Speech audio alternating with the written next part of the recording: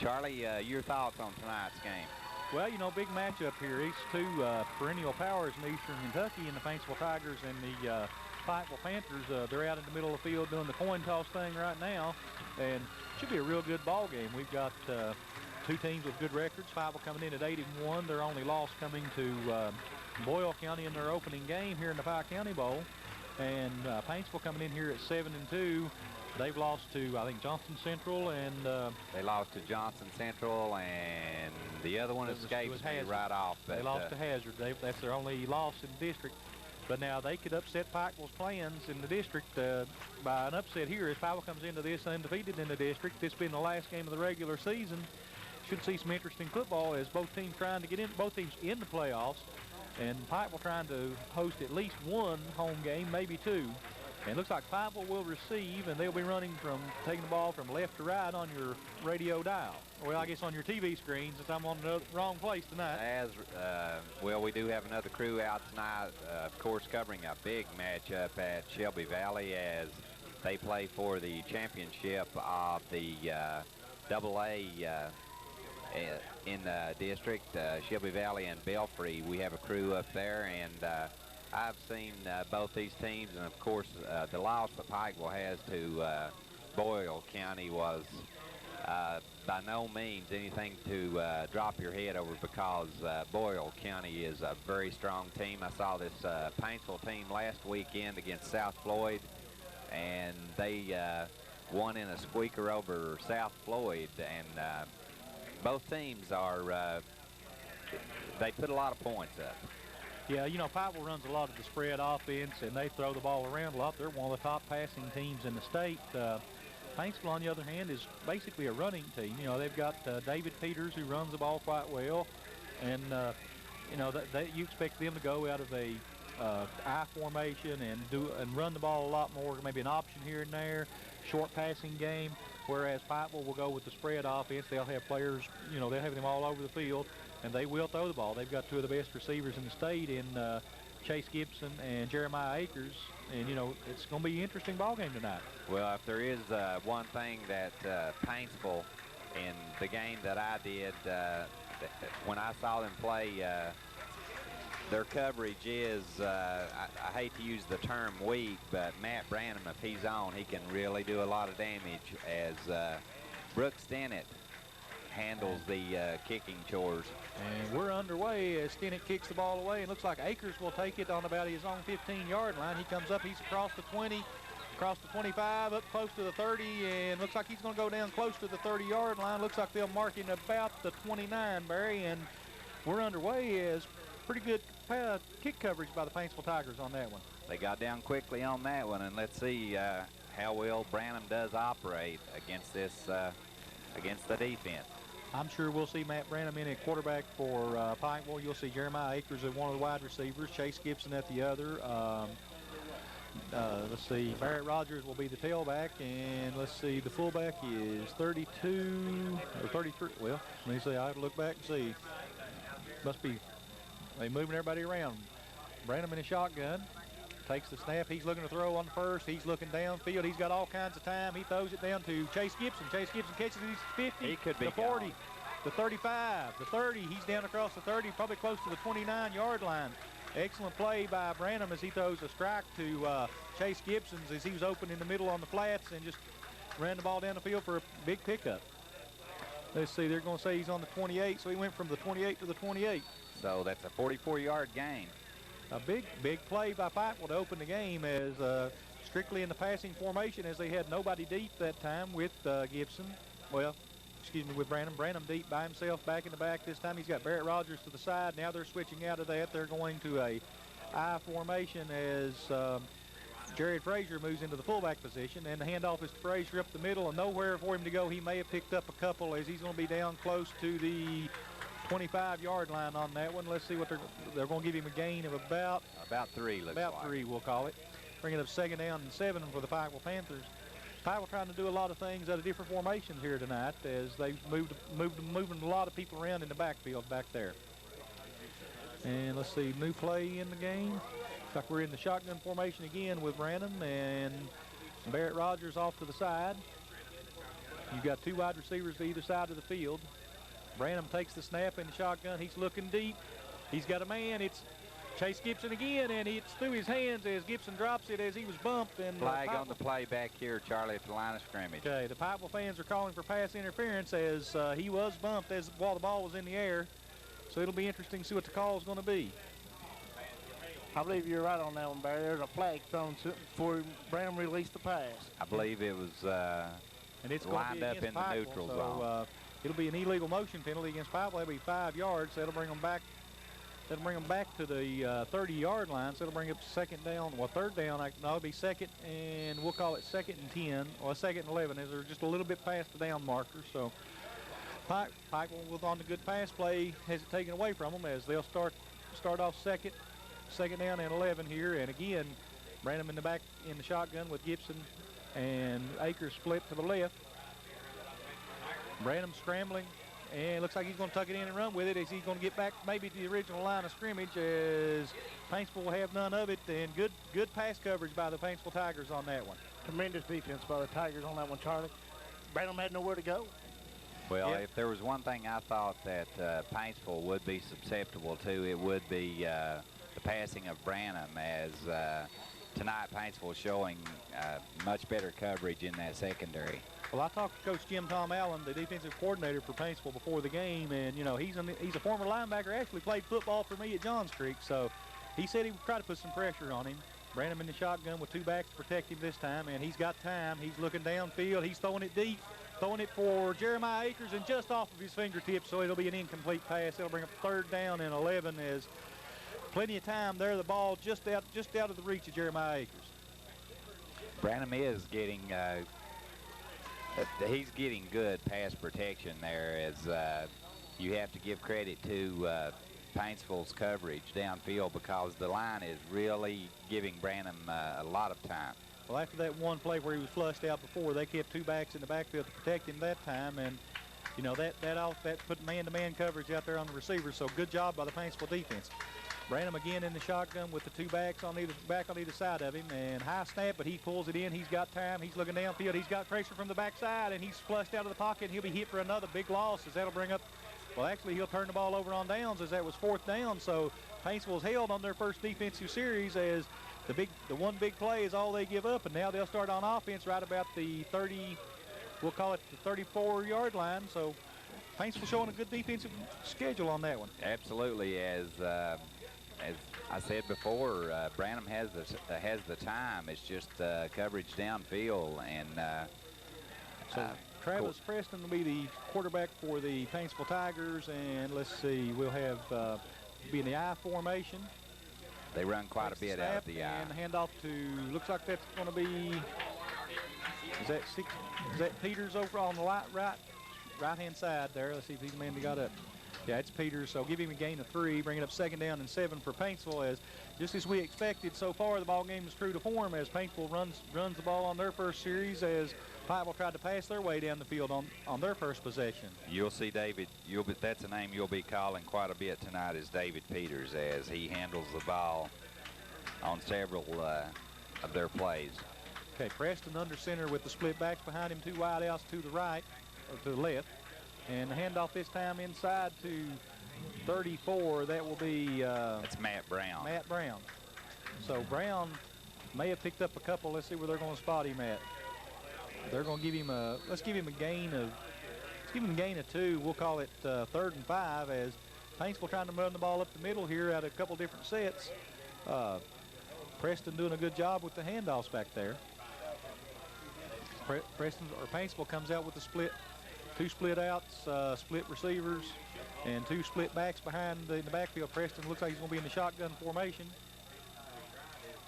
The snap, he's got a good snap. He's got time. He's looking. He throws, and it's caught. And it's lateral back. Back to Peters. Diabo Parker, or Parker Diabo. I'm sorry. Parker Diabo catches the pass and then laterals it back to Peters, and Peters picks up another 8-10 yards on the play. Excellent play there. Well, Charlie, you'll see them do some, pull some plays sort of like the Hal Mummy. Anything goes. As when I saw this team play, they do I told you they would run the option, and I think before the night's over, we'll see David Peters throw the ball. Well, they're going to come back up with a 1st and 10 on the 44-yard line. Preston under center takes the snap. Again, the handoff to Parker. Parker's going to try to bull his way across the 45, and that's where he's going to get to, is right at the 45 is where they're going to spot the ball. So give him a gain of half a yard maybe. Well, actually, they're going to spot him, looks like right back to the original line of scrimmage at the 44 after they put the ball down. So really no gain on the place. They'll bring up 2nd and 10 for the Paintsville Tigers as the Pikeville defense now starting to close it up in the middle to respect this running game.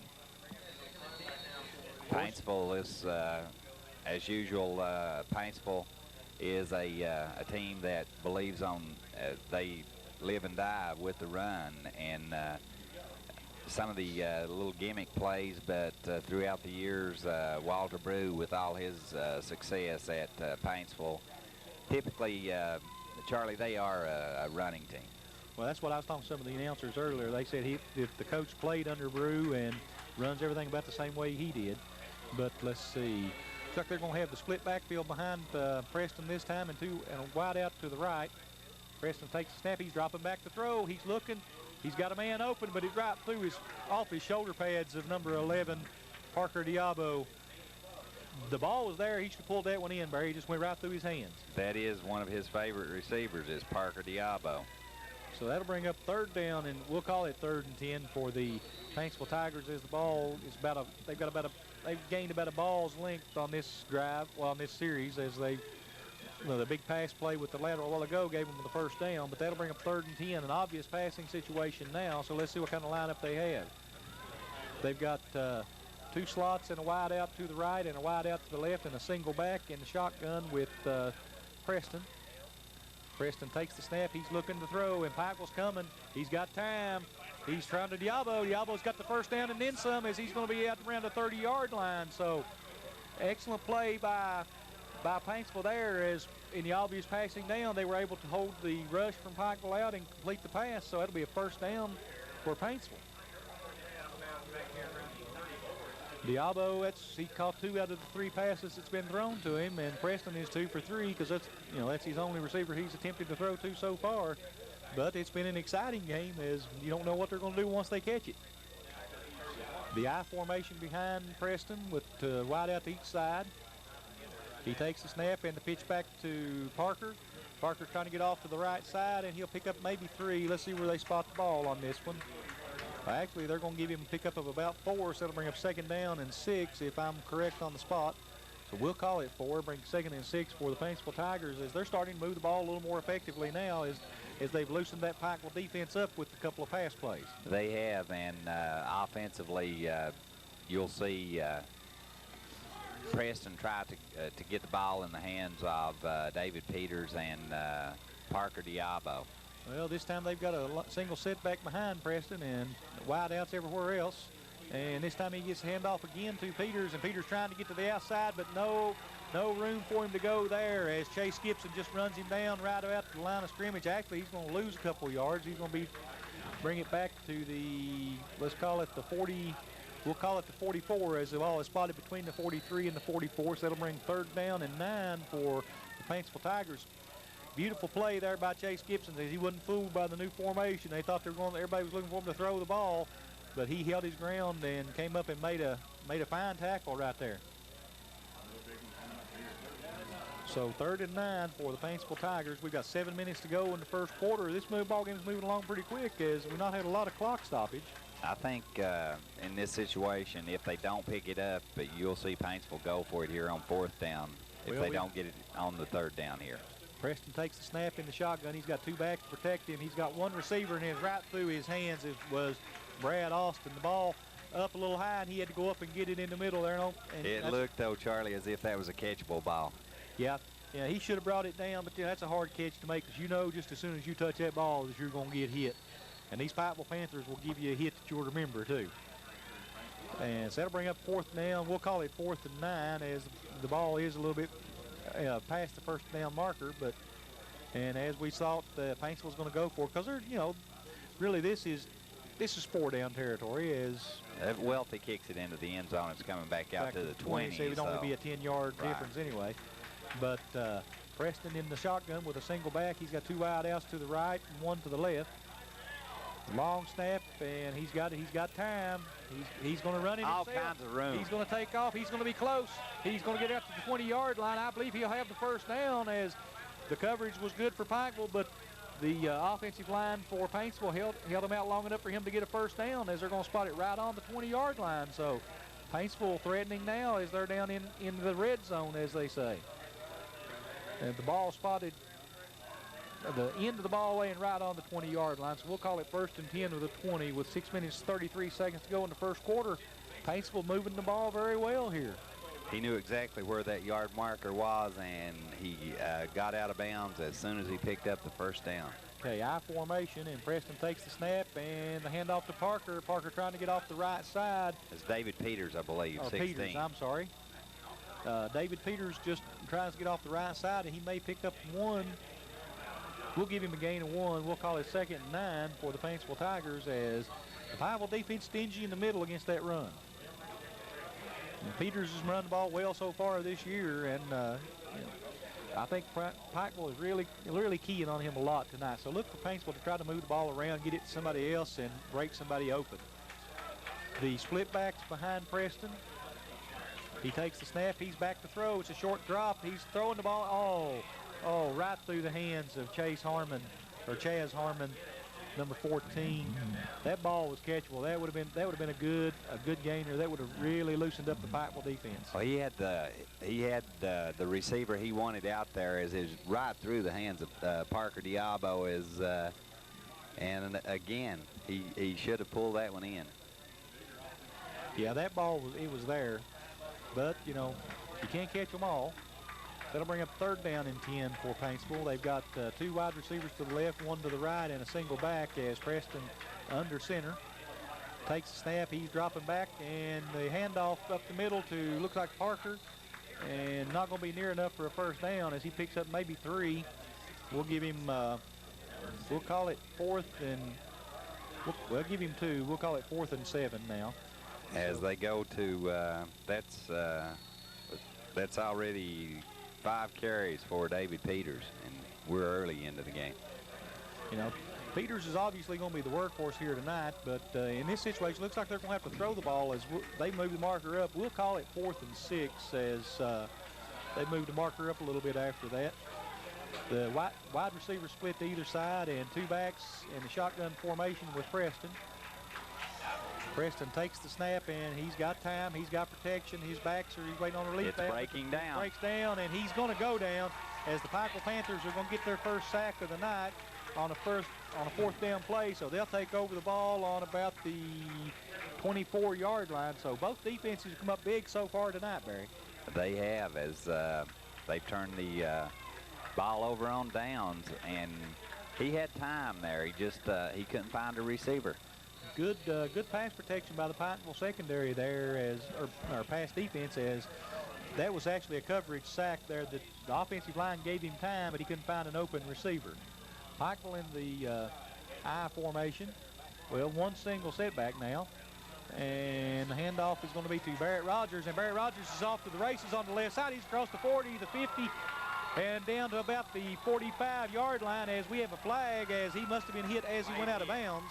It was late hit. So a big pickup of about 30 yards for Barrett Rogers. So, Pikeville moving the ball well on their first carry of this series. And I'm sure they'll add about 15 more onto it, as that was surely a late hit, as that was a late flag thrown way after the play, and that's what it's going to be. So they're going to add some yardage on. Big gainer for Pikeville, and then tack the yardage on it. That doesn't bode well for the Paintsville Tigers. He was run out of bounds at the 45, yep. So let's give him a 25-yard gain on that one. Okay, so it'll now be 1st and 10 for the Pikeville Panthers, and it's going to be right about the 30-yard line. So excellent field position for Pikeville now, as it's 1st and 10 on the 30-yard line. They've got 4 minutes, 49 seconds to go in the first quarter. No score here, as both defenses held strong inside their own territory on the first series. So, but Pikeville again down close to that red zone. Branham under center with two, kind of a modified eye behind him. He takes it, he pitches the ball back to Barrett Rogers. And Beautiful Barrett Rogers, play. oh, the Paintsville defense came up big there as number 34, Matt Brown. Yeah. Made an excellent tackle for a big loss. Let's call it a loss of about 8 on that, Barry. Well, actually, let's call it more than that. They're going to mark it back, call it a loss of, well, we'll call it a loss of 8. That's what the scoreboard says. So they bring up 2nd and 18 for the Pikeville Panthers. What can you say about both of these defensive units tonight? They give up a big play, and then they come back and make a big play of their own to negate that gain.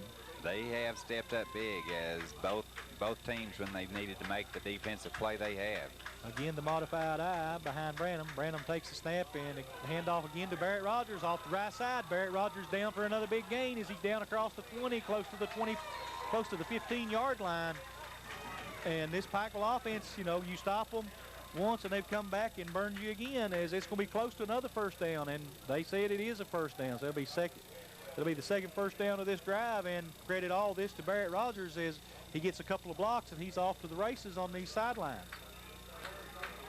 So Pikeville now in the red zone, threatening as they're down at the ball spotted at the 15-yard line. Again, the I formation, wide outs to both sides. Branham takes the snap, and again the handoff to Rogers, this time up the middle, but nothing there as he is hit right at the line of scrimmage by several Paintsville Tigers. And, you know, here we go again. Big play and then a big defensive stop. I think he may have managed to get 1, maybe 2 out of that one. They're going to say he got 2 and with forward motion, so still tough yardage up the middle for both teams, as both teams trying to run the center of the field, and these defenses being very stingy out there. Barrett Rogers carried the ball 3 times for 45 yards. Again, the I formation, wide outs to both sides. Branham back, and again the handoff to Rogers, and this time nowhere to go as he tries to go off the left side. He's hit right at the line of scrimmage. He may have picked up a yard. We'll have to see where they spot the ball to tell. And that left side of the, well, I guess it'd be the right side of the defense, but the left side of the field for Pikeville has been some tough going, as they've tried to go up there twice in this drive and been stuffed both times. Actually, they're going to say he lost a yard, so that'll bring up 3rd down and 9 for the Pikeville Panthers. Well, guys, I can tell you, I saw this team last week, and this Paintsville playing much better than they did against South Floyd. So the I formation, wide outs to both sides. Branham takes the snap and fakes the handoff to Rogers. He's looking to throw the ball, but he's under pressure. He gets it away and knocked away from Chase Gibson by the Paintsville defense, and big defensive play. Nice play there. Getting a hand on it to tap it away was Brad Turner. You know, Turner just reached out. The ball was there. The pass was online, and he just reached out and slapped it down and keep Chase Gibson from getting it. So that'll bring up 4th down and 9 for Pikeville here. So, again, both teams going for it on 4th down. We've not seen a punt tonight, as they've both been deep in the opponent's territory on each drive, but so far the defenses have held. So we've had a real defensive struggle in the red zone, I guess you'd say. We have. Let's see if Paintsville can come up with the stop again. Pikeville with 2 wide outs to both sides. Branham in the shotgun with only Barrett Rogers behind him. He takes the snap. He's looking to throw. It's going to be a middle screen, and it's going to be caught by Chase Gibson. He may have the first down, and then he's going to be close to it. Let's see what they're going to mark him at. He has first down. Yep, looks like it'll be 1st and goal for the Pikeville Panthers, as the Paintsville defense coming through on this middle screen when they gave up, and it worked to perfection for Pikeville. And let's see, they're going to spot him. They're going to say he got down to the 1-yard line. So pick up a 15. Big play for the Pikeville Panthers as Chase Gibson catches the ball in the middle and gains enough yardage to get them down to the 1. So first and goal for Pikeville from the 1. The I formation. Branham takes it and gives it to Jared Frazier up the middle, and that'll be a touchdown for Jared Frazier, and the Pikeville Panthers take the lead 6-0 with 1:49 to go in the first quarter here, Barry.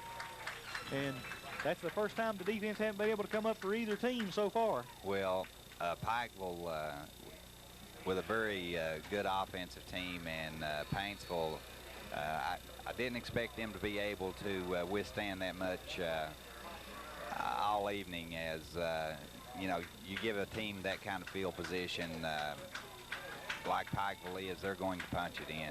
Matt Walsh will attempt the extra point kick. The ball's up. It looks like it's good, and it is. So that will make your score 7-0 with 1:49 to go in the first quarter. And with that, we'll take a quick break on the Intermountain Sports Network.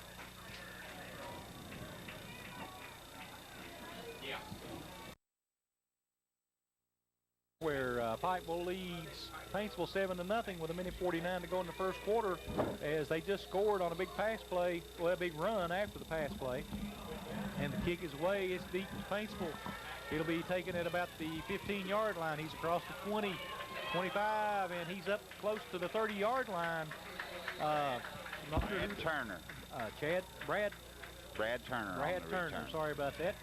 And Brad Turner will give decent field position for the Paintsville Tigers as they'll start off with the ball right around the 30, 31-yard line. And they're going to say the 30 on the scoreboard, so not a bad kick return, about a 15-yard kick return there as he tried to bring it up the middle.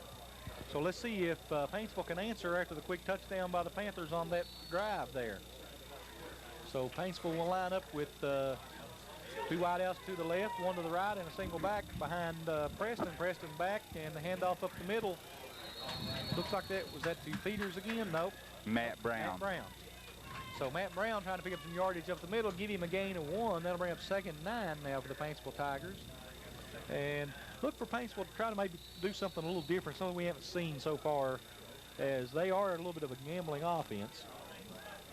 And with 1:19 to go in the first quarter, you know, this has been a real ball game so far. You don't want to gamble much down as deep as they are into their own territory. Well, Preston in the shotgun formation with wideouts to both sides.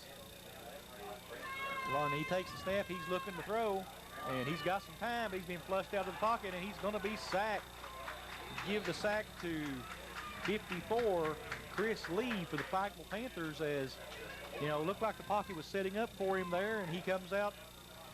He starts to scramble, and just as soon as he scrambles, it collapses around him, Barry. Right, and in there was also Matt Stalker. Well, we've got 30 seconds to go in the first quarter. Let's see. Looks like Paintsville's going to try to get one more play off in this quarter as they're in the huddle now. And coming up the line of scrimmage, got wideouts. We got 3 wideouts to the right, 1 to the left, and a single back in the shotgun formation is Preston. He's waiting to snap, and he's looking to throw the ball again. He's looking downfield, and he hits his man, but the pass is going to be short. Parker Diabo, not much there. And looks like he'll get back to the, we'll call it the 25-yard line, so that'll bring up 3rd down, and, well, actually that'll bring up 4th down. And they're going to say 4th down, and we'll call it, what, 15? 4th and 15. At least 15. So with that, the end of the first quarter, and we'll take another break on your Intermountain Sports Network. Welcome back to the W.C. Hambley Athletic Center as we start the second quarter with Pikeville up 7-0 over the Paintsville Tigers, and looks like there was a penalty on that last play. Looked like a 5-yard penalty. Looked like it may have been offsides or motion on the offense, as it's going to bring up 4th down, and golly, 4th down and about 25 or 28 according to the scoreboard for the Paintsville Tigers. So I'm sure we'll see Paintsville punt the ball here, as stuck deep in their own territory, as the ball is going to be resting on about the, what, 13-yard line. So Joe's got a better angle at this, Joe. Can you tell where it is spotted? It's about the 13-yard line. So Peters back on, standing on his own goal line to punt. The snap, good snap. He gets the kick away. Good kick, as it's going to take a Paintsville bounce, looks like, and it's going to give them a good roll, as it's going to go out of bounds in Pikeville territory at about the 44-yard line. So that's where Pikeville will take possession, and this is the Intermountain Sports Network.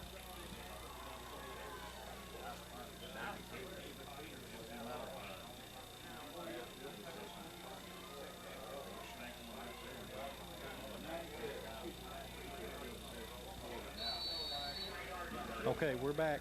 We're back at the W.C. Hamley Athletic Center here in Pikeville. You do so many games, Charlie, you can't remember where you're at from one week to the next. That's true. On the Intermountain Sports Network, we cover the entire area. So Pikeville with the I formation and the ball given to Barry Rogers, and Barry Rogers picks up about, let's give him about 4, 5. We'll call it 5, as that'll bring up 2nd and 5 for the Pikeville Panthers, as they've got the lead and the ball with, they got a 7-point lead and 11 minutes and 34 seconds to go in the first half. Pikeville looking pretty good here as they've settled down after the first couple of series, Barry. They have, as both teams have played well up to this point. So 2nd and 5, Pikeville with the shotgun formation. They've got 2 wide receivers to your left and 2 backs in the backfield to protect Branham. Branham takes the snap, he fakes the throw, and he finally gets it up, and it's caught by Jeremiah Akers at about the 50-yard line. He's short of the first down. And I'll tell you, good defense there by Paintsville, as looks like, and good hands by Akers, as he was hit just as soon as he got the ball, and they looked like they were trying to strip the ball away from him, but he was able to hold on to it. Steve Cox got there in a hurry, though, to bring him down. Yeah, he did. That'll bring up 3rd down and 3 for the Pikeville Panthers on about the 50-yard line. Well, I guess we can call it the 49 and a half as the ball rests on the Paintsville side of the 50. Pikeville again in the spread offense. They've got 2 wide receivers to the left and 1 back, a slot back to the right, and 1 man back with Branham. Branham looking to throw again, and he has some time just out of the reach of Chase Gibson's is the pass. So that'll bring up 4th down, and we'll call it 4th and 3 on the 50. So let's see if Pikeville goes for it here, if they go ahead and punt the ball away. Charlie, that's actually the first pass tonight that has been poorly thrown by Matt Branham, and that was just, there was no way that Gibson could have gotten to that one. No, that one was well overthrown, so looks like Pikeville in the punt formation as Matt Walls back deep to kick and back deep to receive for Peters and Diabo. Peters and Diabo. And the snap, it's a low snap, but he's got plenty of time, no rush. End over end kick, Peters will let it bounce, and they'll get away from it as Pikeville will down the ball as it took a Paintsville bounce. So they'll Chase Rogers downed it, I believe. So they'll take the ball over on about the, we'll call it the 17-yard line, I guess is what we'll have to call it. Well, they're going to say an 18 on the scoreboard, so we'll call it 1st and 10 from the 18 for Paintsville. Has been a pretty good defensive game so far. The one big pass play down in the end zone for Pikeville earlier, where Chase Gibson got the ball to the 1-yard line, is really that's so far it's the difference in this ball game. Well, Branham, the big completion that he had was 44 yards, and Barry Rogers on the ground is. Preston back to throw and hits Diabo, and Diabo gets to about the, looks like they're going to spot him on the 25-yard line, so give him a pretty good gain on that, as it'll be a gain of about 7, bringing up 2nd down and 3 as Paintsville throwing on the 1st down there, which is something we haven't seen so far. Trying to catch Pikeville off guard, and it does, as a nice pass by Preston there as he hits Diabo right in the hands with it and was able to run ahead and pick up a couple of extra yards after he caught the ball. Looks like they're going to move the spot up. We'll call it actually 2nd down and, well, 2nd and 3, as we'll give him a 7-yard gain on that. Paintsville coming up the line of scrimmage. Looks like they're going to be in the I formation, and Preston under center this time. He takes the snap and the handoff to Peters. Peters tries to go off the left side, and nothing there as the Pikeville defense still keying on him. Well, that's the player they need to key on, as you have to shut David Peters down. And give him a gain of about, we'll give him a gain of 1. We'll call it 3rd and 2 now for the Paintsville Tigers, as their passing game coming up big so far, and they elected to take it on the ground that time and no gain. And long time in the huddle for Paintsville this time. Pikeville looking for the run, as you see most of their men up close to the line of scrimmage. So let's see if Paintsville can, well, Paintsville with 2 tight ends and an I formation. Looks like they're going to run the ball here, unless I'll be fooled sadly. And this time the give looks like to the 2nd man through. That's Peters, and I don't think he's got it. I don't know. He's well short. He got a good spot. So we'll call it 4th and a yard, and The officials are going to call timeout and measure it, as it's going to be close, actually, closer than we thought. Well, I think he got a kind spot on that one. Unusual when you're away from home, though, so I'm sure the Paintsville coaches will take it. And the officials are... Well, an ex-coach, you know that anything you get on the road, you take. That's right. You know, you play... I'm glad to get it. Yep. You play at home not to lose. You play on the road to win. But let's see where the spot's going to be. It's going to be short of the first down, looks like. It's going to be about a yard short. That'll bring up 4th down and 1 for Paintsville. Be interesting to see if they go for it here or kick it away, as they're in their own territory, as the ball spotted right about the 28-yard line. It's awful risky to go for it from down here, but I wouldn't be surprised to see them go for it. But it could completely change the complexion of this game if they go for it and Pikeville shuts them down. Well, you know, this is kind of like the Hal Mummy. This would be a perfect time for him because, you know, Peters being your punter and your best running back, you know, but they're not. They're going for it. They're not even going to get in punt formation. They've got they got a power I formation and Preston under center. I think Preston may keep this one. No. And this time they give the ball to Peters, and he's going to have the first down as he just barrels across the right-hand side of the line for a pickup of about 2 as he gets the ball all the way across the 30 to close to the 31 to make it a no doubt on the spot. So that was a risky play. Yes, it was, but you know, that's a big confidence builder for these young kids from Paintsville. Is, you know, that's when you make that call and you can gain yardage, that gives you a lot of momentum going into this ball game, because you know score's only 7-0 with 8 minutes to go in the first half. So this ball game is still a tight ball game. And David Peters is their money player.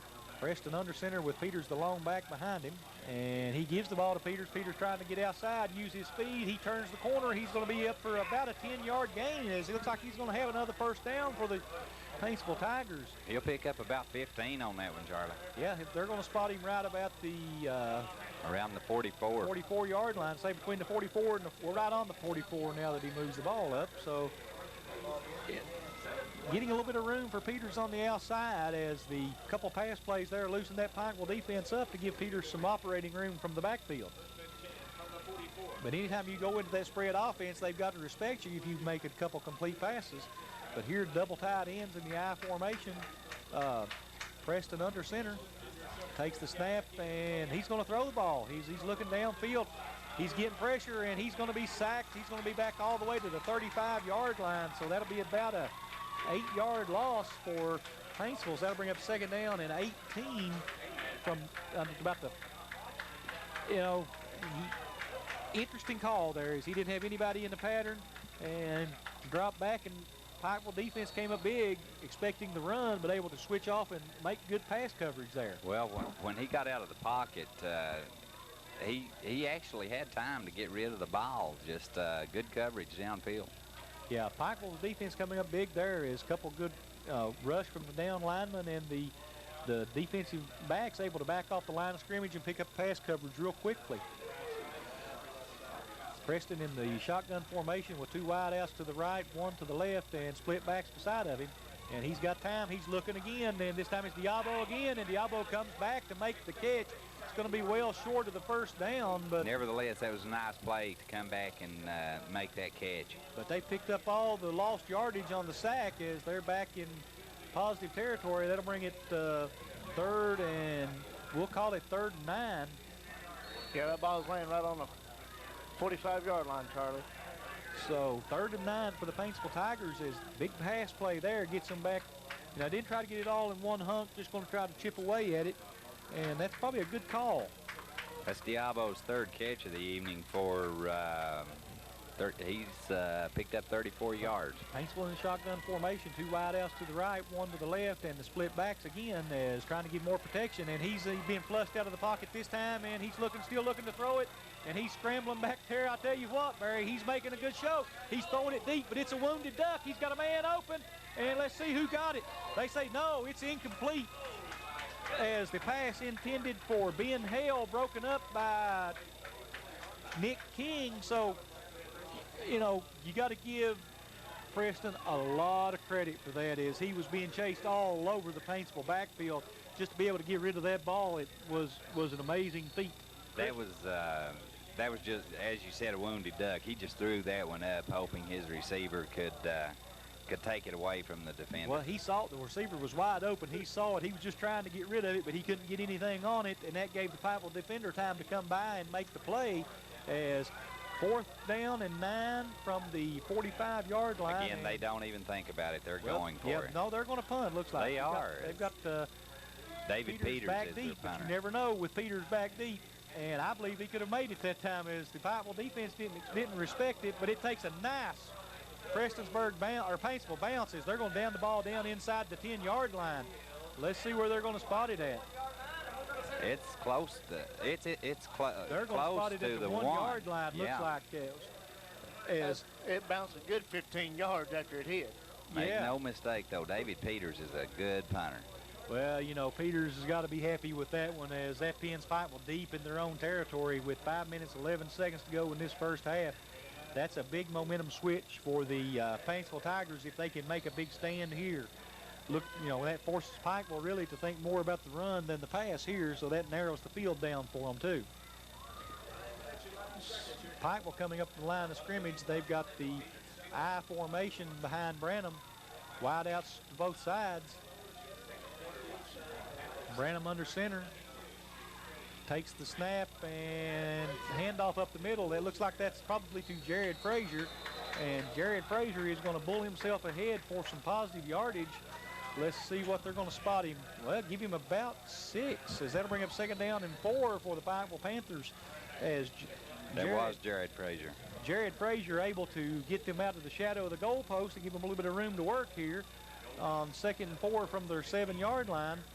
Pikeville will come up this time with, again, the I formation and wide outs to both sides. Branham under center. Long count, he takes the snap and the handoff this time to Barrett Rogers and trips just as he goes across the line of scrimmage, but he may have another 1st down for Pikeville here. And the officials, depends on the spot. The officials looking at the spot. Let's see what they're going to say. It's 1st down. It's a 1st down, so that'll be 1st and 10 for the Pikeville Panthers as they move the ball from the 1-yard line out over the 10. Call it the 11-yard line, so 1st and 10 for Pikeville from the 11 with 4 minutes and 10 seconds to go in the half. Pikeville now coming up again with the I formation and the split wideouts to both sides. Branham under center takes the snap and the handoff to Rogers again.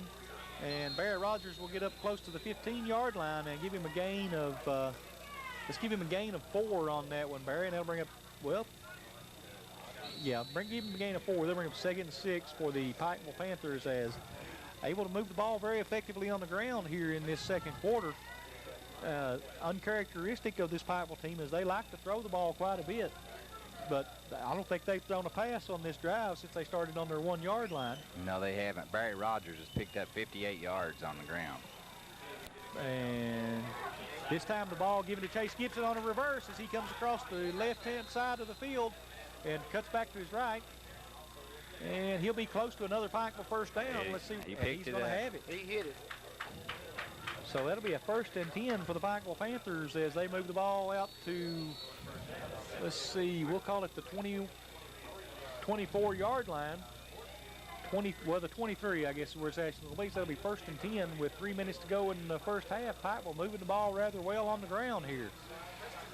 Branham in the shotgun with wide outs to both sides and split backs beside of him, and he's looking to throw. He's got time. He swings the ball out to Barrett Rogers, and Barrett Rogers hit it right around the 20-yard line and brought down.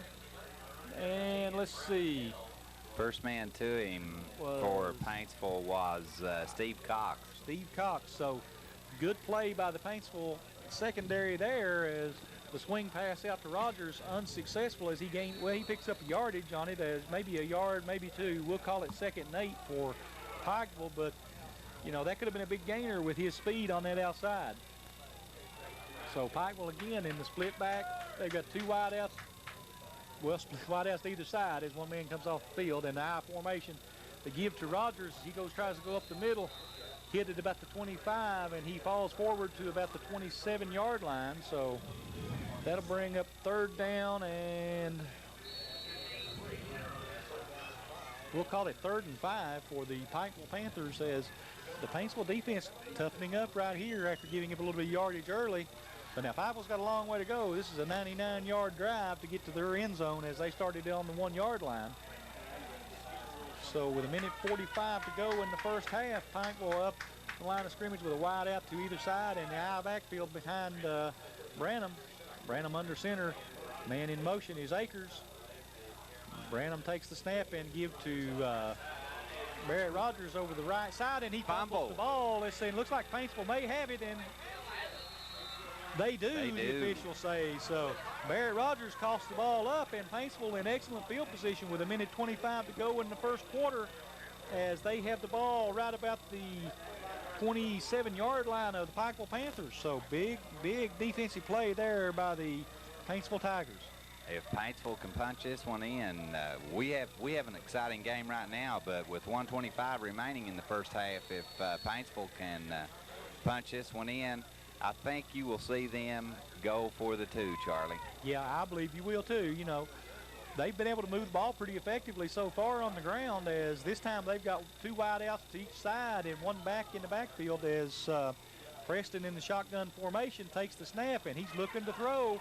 He's got time. The ball's up. It's there. Oh. There's a flag. And dropped. But there is a flag on the ground. The pass was to David Peters out of the backfield, and let's see what the flag's going to be. I believe it'll be interference on the Pikeville Panthers, but we'll wait for the officials to make that call. It is. And it is. So that will be a first down for the Paintsville Tigers, as Pikeville, the ball was there. He should have probably come down with that one anyway, even though there was an interference play. David Peters simply had his man beat. Yeah, there wasn't nothing Akers could have done on that. He was wide open, but that will be an automatic first down for Paintsville, as that will move the ball down to the, call it the 14-yard line. So 1st and 10 from the 14 for Paintsville Tigers with 1:19 to go in the half. So they're really threatening now, as Pikeville's defense made a blunder. Well, actually, I don't know if it was a blunder or not. They would have still got the yardage. Score. Yeah. So Paintsville up to the line of scrimmage with 2 tight ends in the I formation. The snap to Preston. He gives the ball, looks like, to Peters. Peters trying to get off the right side, and he can't make it around the corner as he gets down close to the 10-yard line. Let's see where they're going to spot him at. They'll give him 3. It's going to be spotted at the 11, I believe. So that'll be 2nd down and 7 for the Paintsville Tigers here with 1 minute to go in the first half. And look for somebody to call a timeout, as I hear whistles blowing everywhere. And with that, Paintsville will take a timeout, so we will take a timeout on the Intermountain Sports Network. Attorney Gary C. Johnson. If you've been in an accident and have a question, give us a call. We'll get you an answer that may save you from having problems that you'll have to live with the rest of your life. It's free, it doesn't cost anything, and we're always there. Joe Adkins, Barry Boyd, and Jim Ward back here with you at Pikeville High School, as actually it's going to be a little over a minute left to go in the game as they're putting time back on the clock. The Pikeville Panthers lead the Paintsville Tigers 7-0, but Paintsville threatening as they're down on the 11-yard line with a 2nd down and 7 to go, and looks like it's going to be 56 seconds on the clock. And we had a real ball game so far, Barry. We have, and I'm sure that Paintsville would like to punch this one in to go in at the half with at least a tie if they convert the extra point, or go for the 2 and could possibly go in with the lead. But of course, first they have to get it in the end zone for the 6. Okay, we've got the officials over here talking with Coach McNamee of the Paintsville Panthers and explaining why they put the time back on the clock. So that's what the hold-up in play is right here, but the official coming back out on the field should be letting us get started again. I think the timeout, the clock after the timeout had been given to the Paintsville player that called it, the clock continued to run. Well, that's the discretion of the officials on the field. You know, if they think that the clock was still running after they told them to stop it, they can put time back on. You're exactly right, which they did. They're going to redo the clock. They're going to put 1 minute and 1 second back on the clock. So 5 seconds is what they added. So Paintsville will start they will have 2nd down and 7 to go from the 11-yard line with 1:01 to go in the first half. And here they come to the line of scrimmage, and they're going to be in the split formation as they have 2 wide outs to the left, 2 wide outs to the right, and the single back in the backfield with Travis Preston in the shotgun formation. Look for Ben Hale or Preston David takes the Peters. snaps. He's got some time. He's throwing for the end zone, and just off the fingertips of the receiver, Diabo, and that would have been 6, Barry, if he could have held on to it, but the ball just slightly overthrown. He was wide open as the 2 wideouts to the left. He sent Ben Hill and David Peters wide left, and I expected the play to go to that side. Well, you know, with 57 seconds to go in the first half, 3rd down and 7 for the Paintsville Tigers. Let's see what they try to, if they try to get it all here or try to just chip away at that some of that yardage back and make it a 4th and short. But again, the split wide receivers, you got 2 to both sides and a single back. And Preston in the shotgun formation. He takes the snap. Got a little bit of time, but he has to step up, and he's looking. He's got a man in the end zone. The ball's there. Touchdown for the Paintsville Tigers. No, the official says no. They're saying it's going to be an incomplete pass, as one official signaled touchdown, the other is signaling incomplete pass. So I'm sure we're going to have an argument and a discussion on this one. I think it was a completion, but they're saying he was short stopped. of the touchdown. Well, I don't know. They're bringing it back. They're calling it an incomplete pass, I believe, and I'm sure that the Paintsville coaching staff is livid over there on the sideline. Well, in my opinion, from up here, it looked like a completion. I thought it was too, and the official was there on the field, and he put his hands up signaling touchdown until one of his colleagues came over and overruled him. So but the official right on top of the play called that one a touchdown, Charlie. So with 4th and 7 and 49 seconds to go, Paintsville will attempt the field goal here to try to narrow that lead to 4. The hold is down, the kick's up. It looks like it's good. Let's see. And it is, so that will make your score 7-3. Pikeville leading the Paintsville Tigers with 45 seconds to go in the first quarter. And we'll take a quick break on the Intermountain Sports Network. One. Yeah. 1. Welcome back to the Hambley Athletic Center as your score now 7-3 as Paintsville able to kick the field goal and narrow the lead with 45 seconds to go in the first half. Now they're kicking the ball off to Pikeville with 45 seconds. Look for the onside kick here, Barry. Wouldn't surprise me at all. You know, don't give Pikeville a chance to return it, and maybe you'll get lucky and get it back. And everybody converging to the middle of the field, and he's going to kick it away. It's a low kick and picked up by one of the upbacks. But whistles blowing all over the field, so I don't know what's the call, but let's see. It was Jared Frazier on the return. Well, the officials out there getting ready to confer and decide what the penalty was. Probably will be offsides on Paintsville, as that's a normal call there in that situation. And the officials over here getting ready to talk about it and let us know what's going on or make a call. Nobody has signaled anything yet. I don't see a flag. I don't either, but I heard whistles blowing. I did too, but I didn't see a flag thrown. Maybe he kicked the ball before the play was set. I don't know. Looks like we're just going to kick it over again as we've got 44 seconds showing on the clock. And the officials... I don't know, Charlie. I never saw a flag. Nope. There was no flag. Well, they never made a call, so I guess they're just going to say it's kind of like backyard football. It's one of them do-overs. Yeah. So we're ready to start over again as Paintsville lined up, and looks like they're going to kick it away to Pikeville and hope that they can't return it.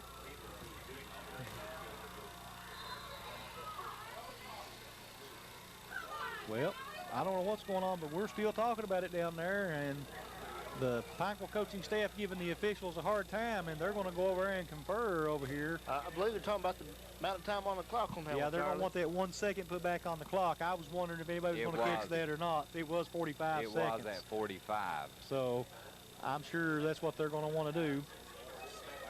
It'll be an interesting, I don't know what they're going to do. Let's see what they're going to say here. I would be curious to know why that play was blown dead.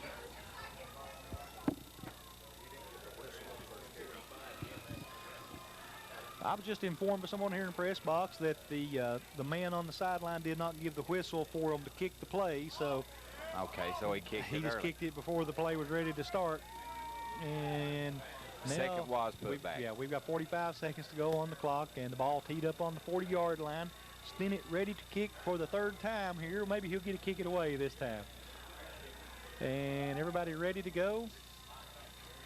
He's waiting. I hear the whistle. We're ready to play ball now. Now he can kick. Stinnett approach. He kicks the ball, and it's a line drive kick, and it takes a bounce, and it's fielded at the 20-yard line by Barrett Rogers. He gets up close to across the 30. Let's see where they're going to spot him at. They're going to say he got to about the 33-yard line. So it'll be 1st and 10 for Pikeville from the 33-yard line. As 41 seconds to go in this first half.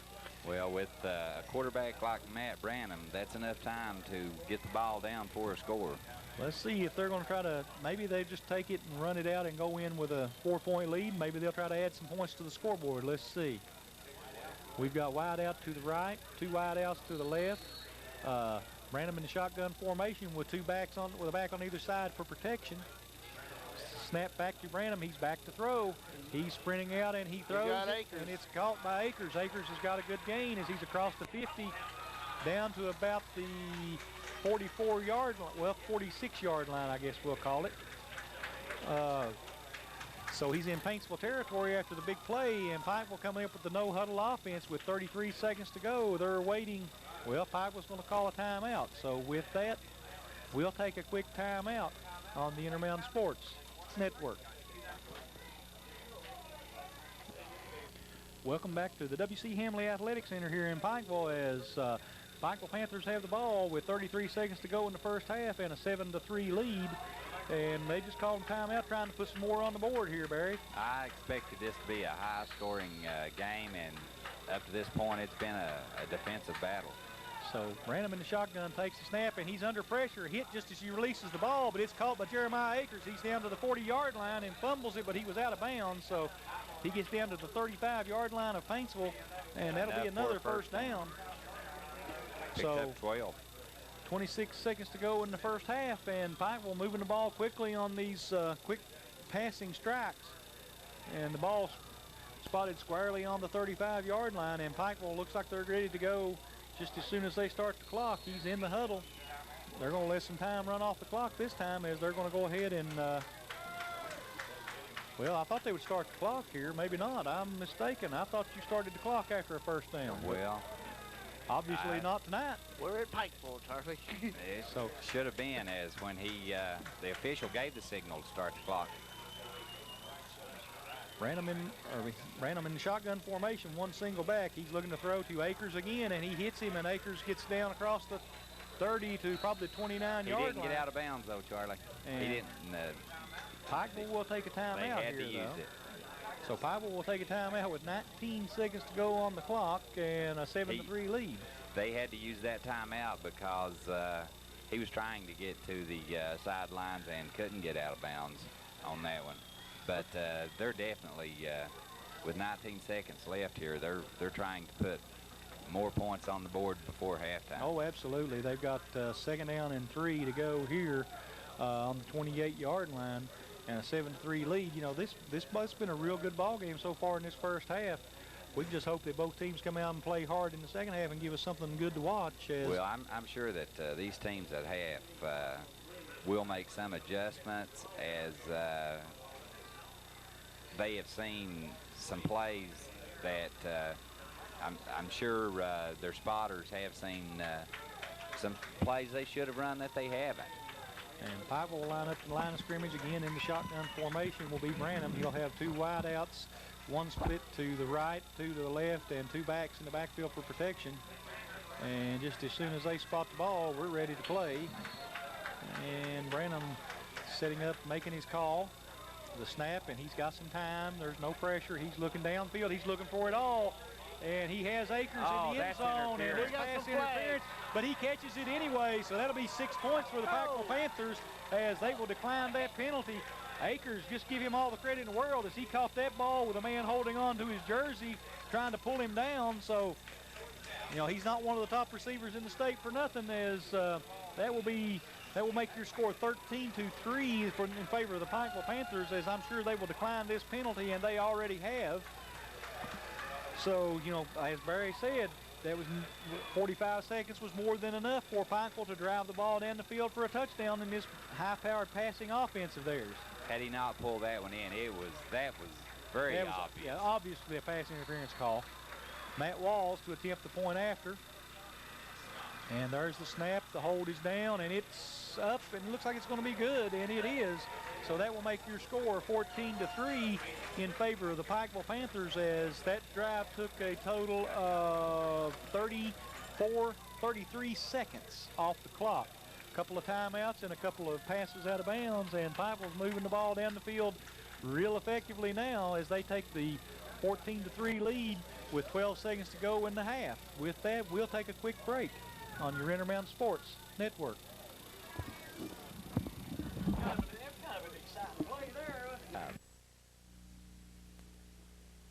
If you lose a member of your family due to someone else's negligence, you don't have to let emotional devastation become financial devastation. Call Glenn Martin Hammond, attorney at law. Glenn Hammond will take up the fight to recover damages so that finances are the last thing you have to worry about. When it comes to you and your family, Glenn Martin Hammond cares. Visit his office at 108 Division Street in Pikeville or call 606-437-7777. Yes, MedZone Pharmacy offers careful, caring service and a staff with 2 professional and experienced pharmacists. At MedZone Pharmacy, all major insurance is accepted, and MedZone Pharmacy will bill workers' compensation for motor vehicle accidents. MedZone Pharmacy is owned and operated by Sam Waddell and Cheryl Little.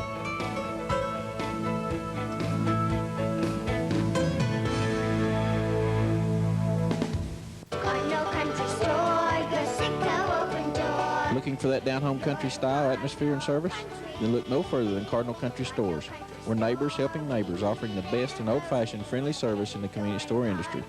We have home-cooked meals every day in our deli, always with fast, courteous service. We're a family, just what you're looking for. Your hometown Cardinal Country Stores, with 7 locations serving as your outlet for gasoline, diesel, and kerosene. Your hometown Cardinal Country Store.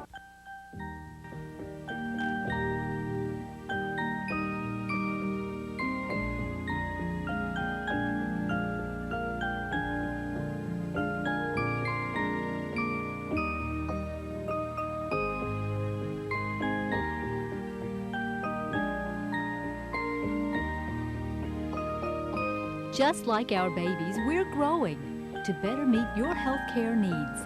We're Pikeville Methodist Hospital. Welcome back to the W.C. Hamley Athletic Center, as Pikeville has taken a 14-3 lead here with 12 seconds to go in the first half, and ready to kick the ball off to Paintsville.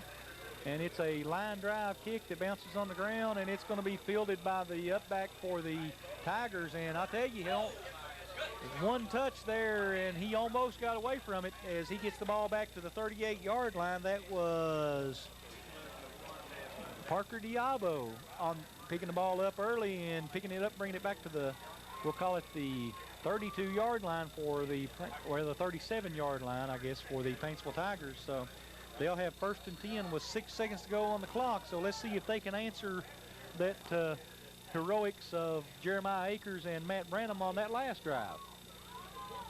Not much time to operate with here. It's only 6 seconds. Definitely a passing situation, as we have 3 wide receivers to the right, 1 to the left, and a single setback in the backfield, along with Travis Preston in the shotgun formation. Preston takes the snap, and he's got a little bit of time, but he's being flushed out of the pocket. He's running out to the sideline, and he's just going to run it out of bounds as the half ends. Charlie, I have the stats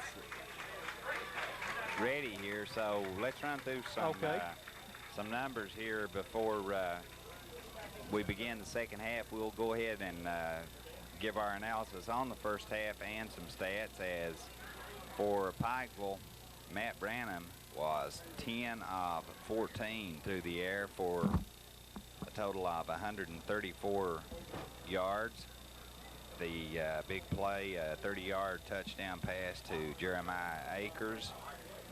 And, of course, he had one completion for 44 yards. But for Matt Branham, 10 of 14 through the air, a total of 134 yards. Barrett Rogers on the ground. He picked up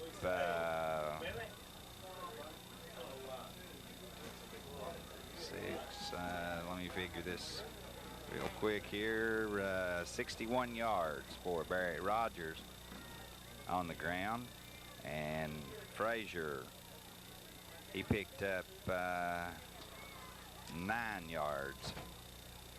That on 2 carries. Chase Gibson had carried the ball once for a total of 6 yards. Pikeville scored on the 30-yard touchdown pass to Jeremiah Akers. Matt Walls with the conversion. And their other score was on a 1-yard run by Frazier.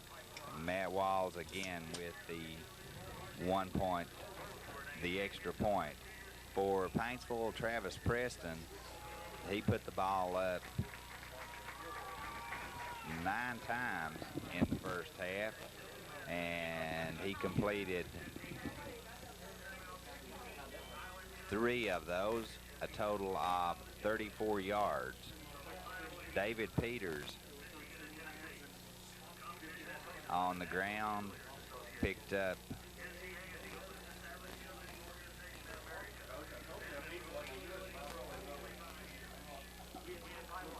49 yards. So he was the big offensive weapon for Paintsville here in the first half. Matt Brown carried the ball twice for a total of 3 yards. Parker on 2 carries picked up 4 yards, and Parker Diabo had 2 receptions for a total of 24 yards, and he ran the ball once for a total of 10 yards. And their lone score was a 14-yard field goal by Brooke Stannett. And your score here at the half is the Pikeville Panthers 14, Paintsville Tigers 3. And it was pretty much once Pikeville got untracked, they seemed to take control of this game. Well, you know, going into that last drive with up to 45 seconds, we had a real ball game. It was 7-3, and both teams defensively coming up strong when they had to. And then Pikeville takes and spreads the field out and starts throwing the ball to Jeremiah Akers and just marches down the field in, 23 seconds? You and I talked, we talked a little bit earlier, and I said that if Paintsville had a weak point, it was their coverage, and I expected Matt Branham to exploit that, and on the last series of plays, he definitely did. Yeah, he picked, just picked them apart as running Jeremiah Akers on those short routes, forcing those defensive backs deep, and then just throwing it underneath the coverage and letting Jeremiah run with it until he threw the touchdown pass, which, got to give Jeremiah Akers all the credit in the world for a catch like that, as he had a man holding on to his jersey trying to pull him down. He pulls it in with his left hand to score the touchdown, even though he would have got to play over again because of the interference call. The game pretty much has been penalty-free, as both teams have been penalized twice. Pikeville 2 penalties for a total of 20 yards. Paintsville has been penalized twice for 25 yards. So Paintsville has played well, and we've got a good game here tonight. Yeah, we have. So with 11 minutes to go at the half, we'll see you in about 11 minutes on your Intermountain Sports Network.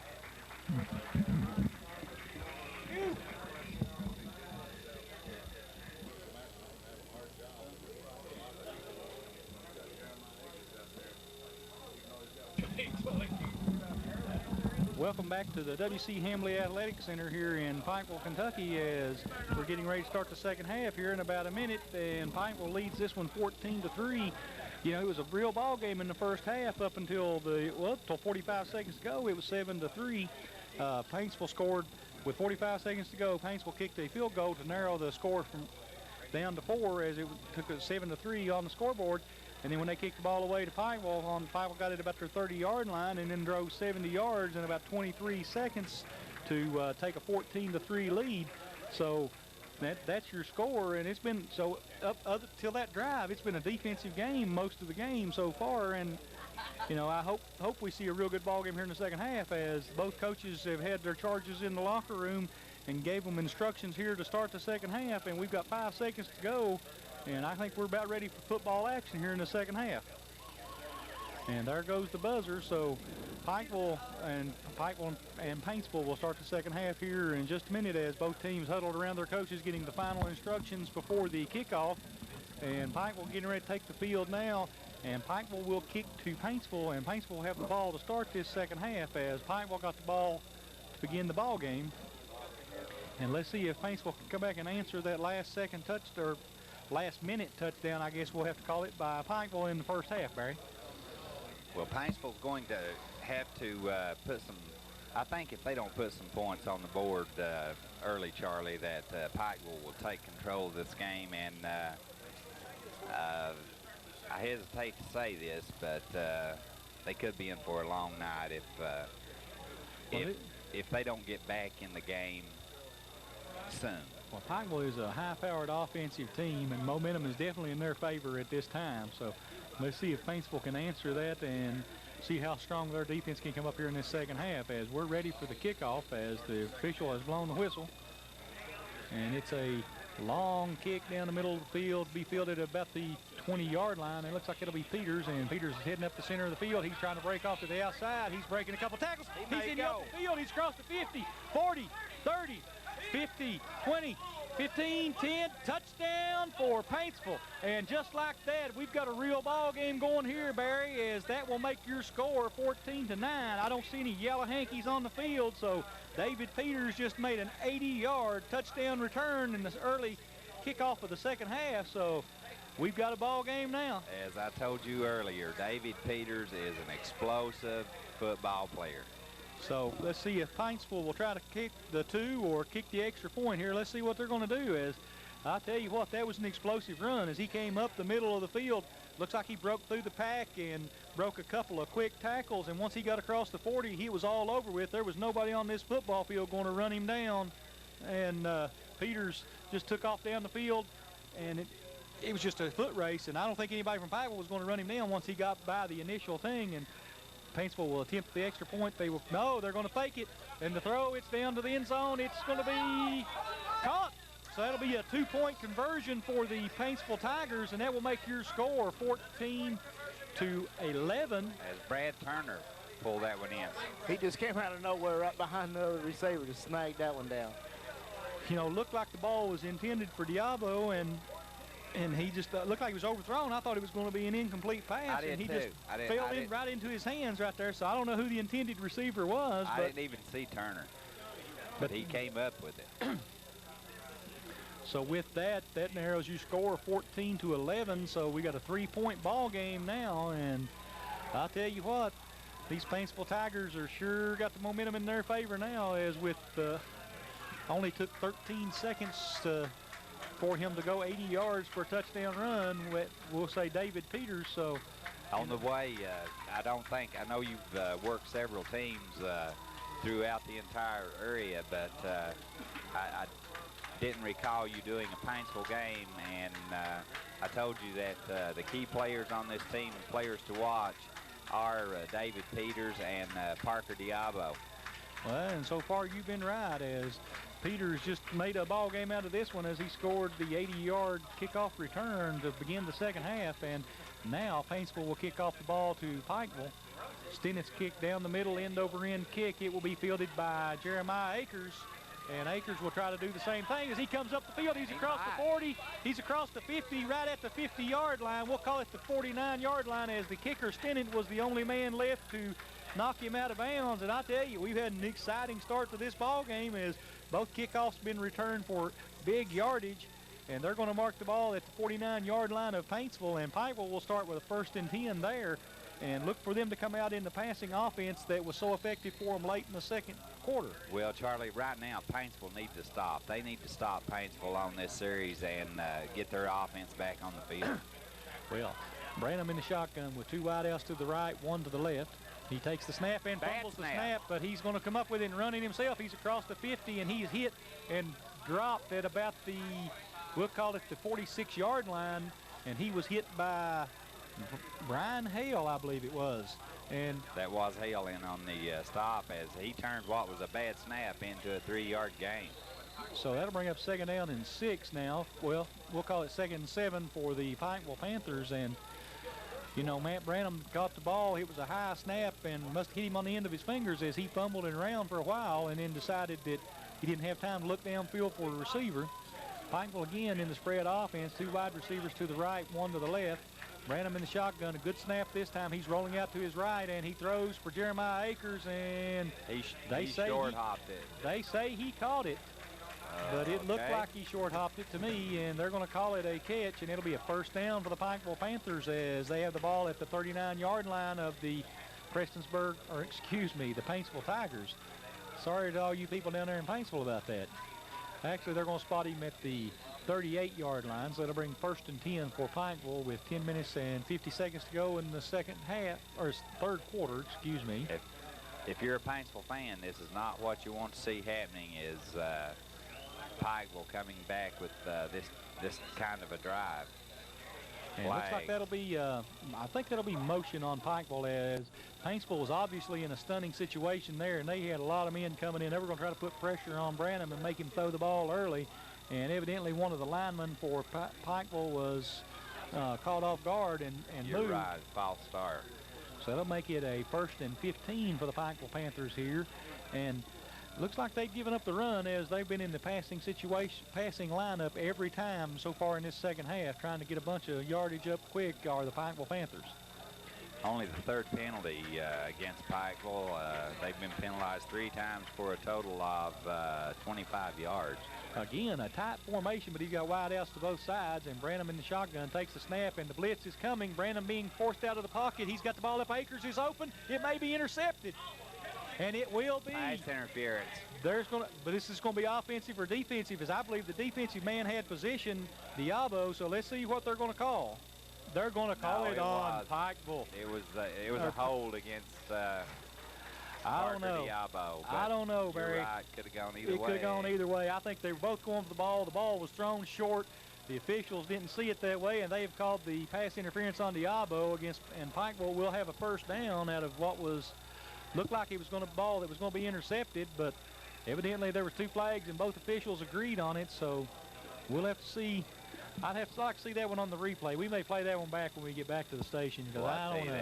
That's a tough break for Paintsville. That's a big penalty. Yes, it is.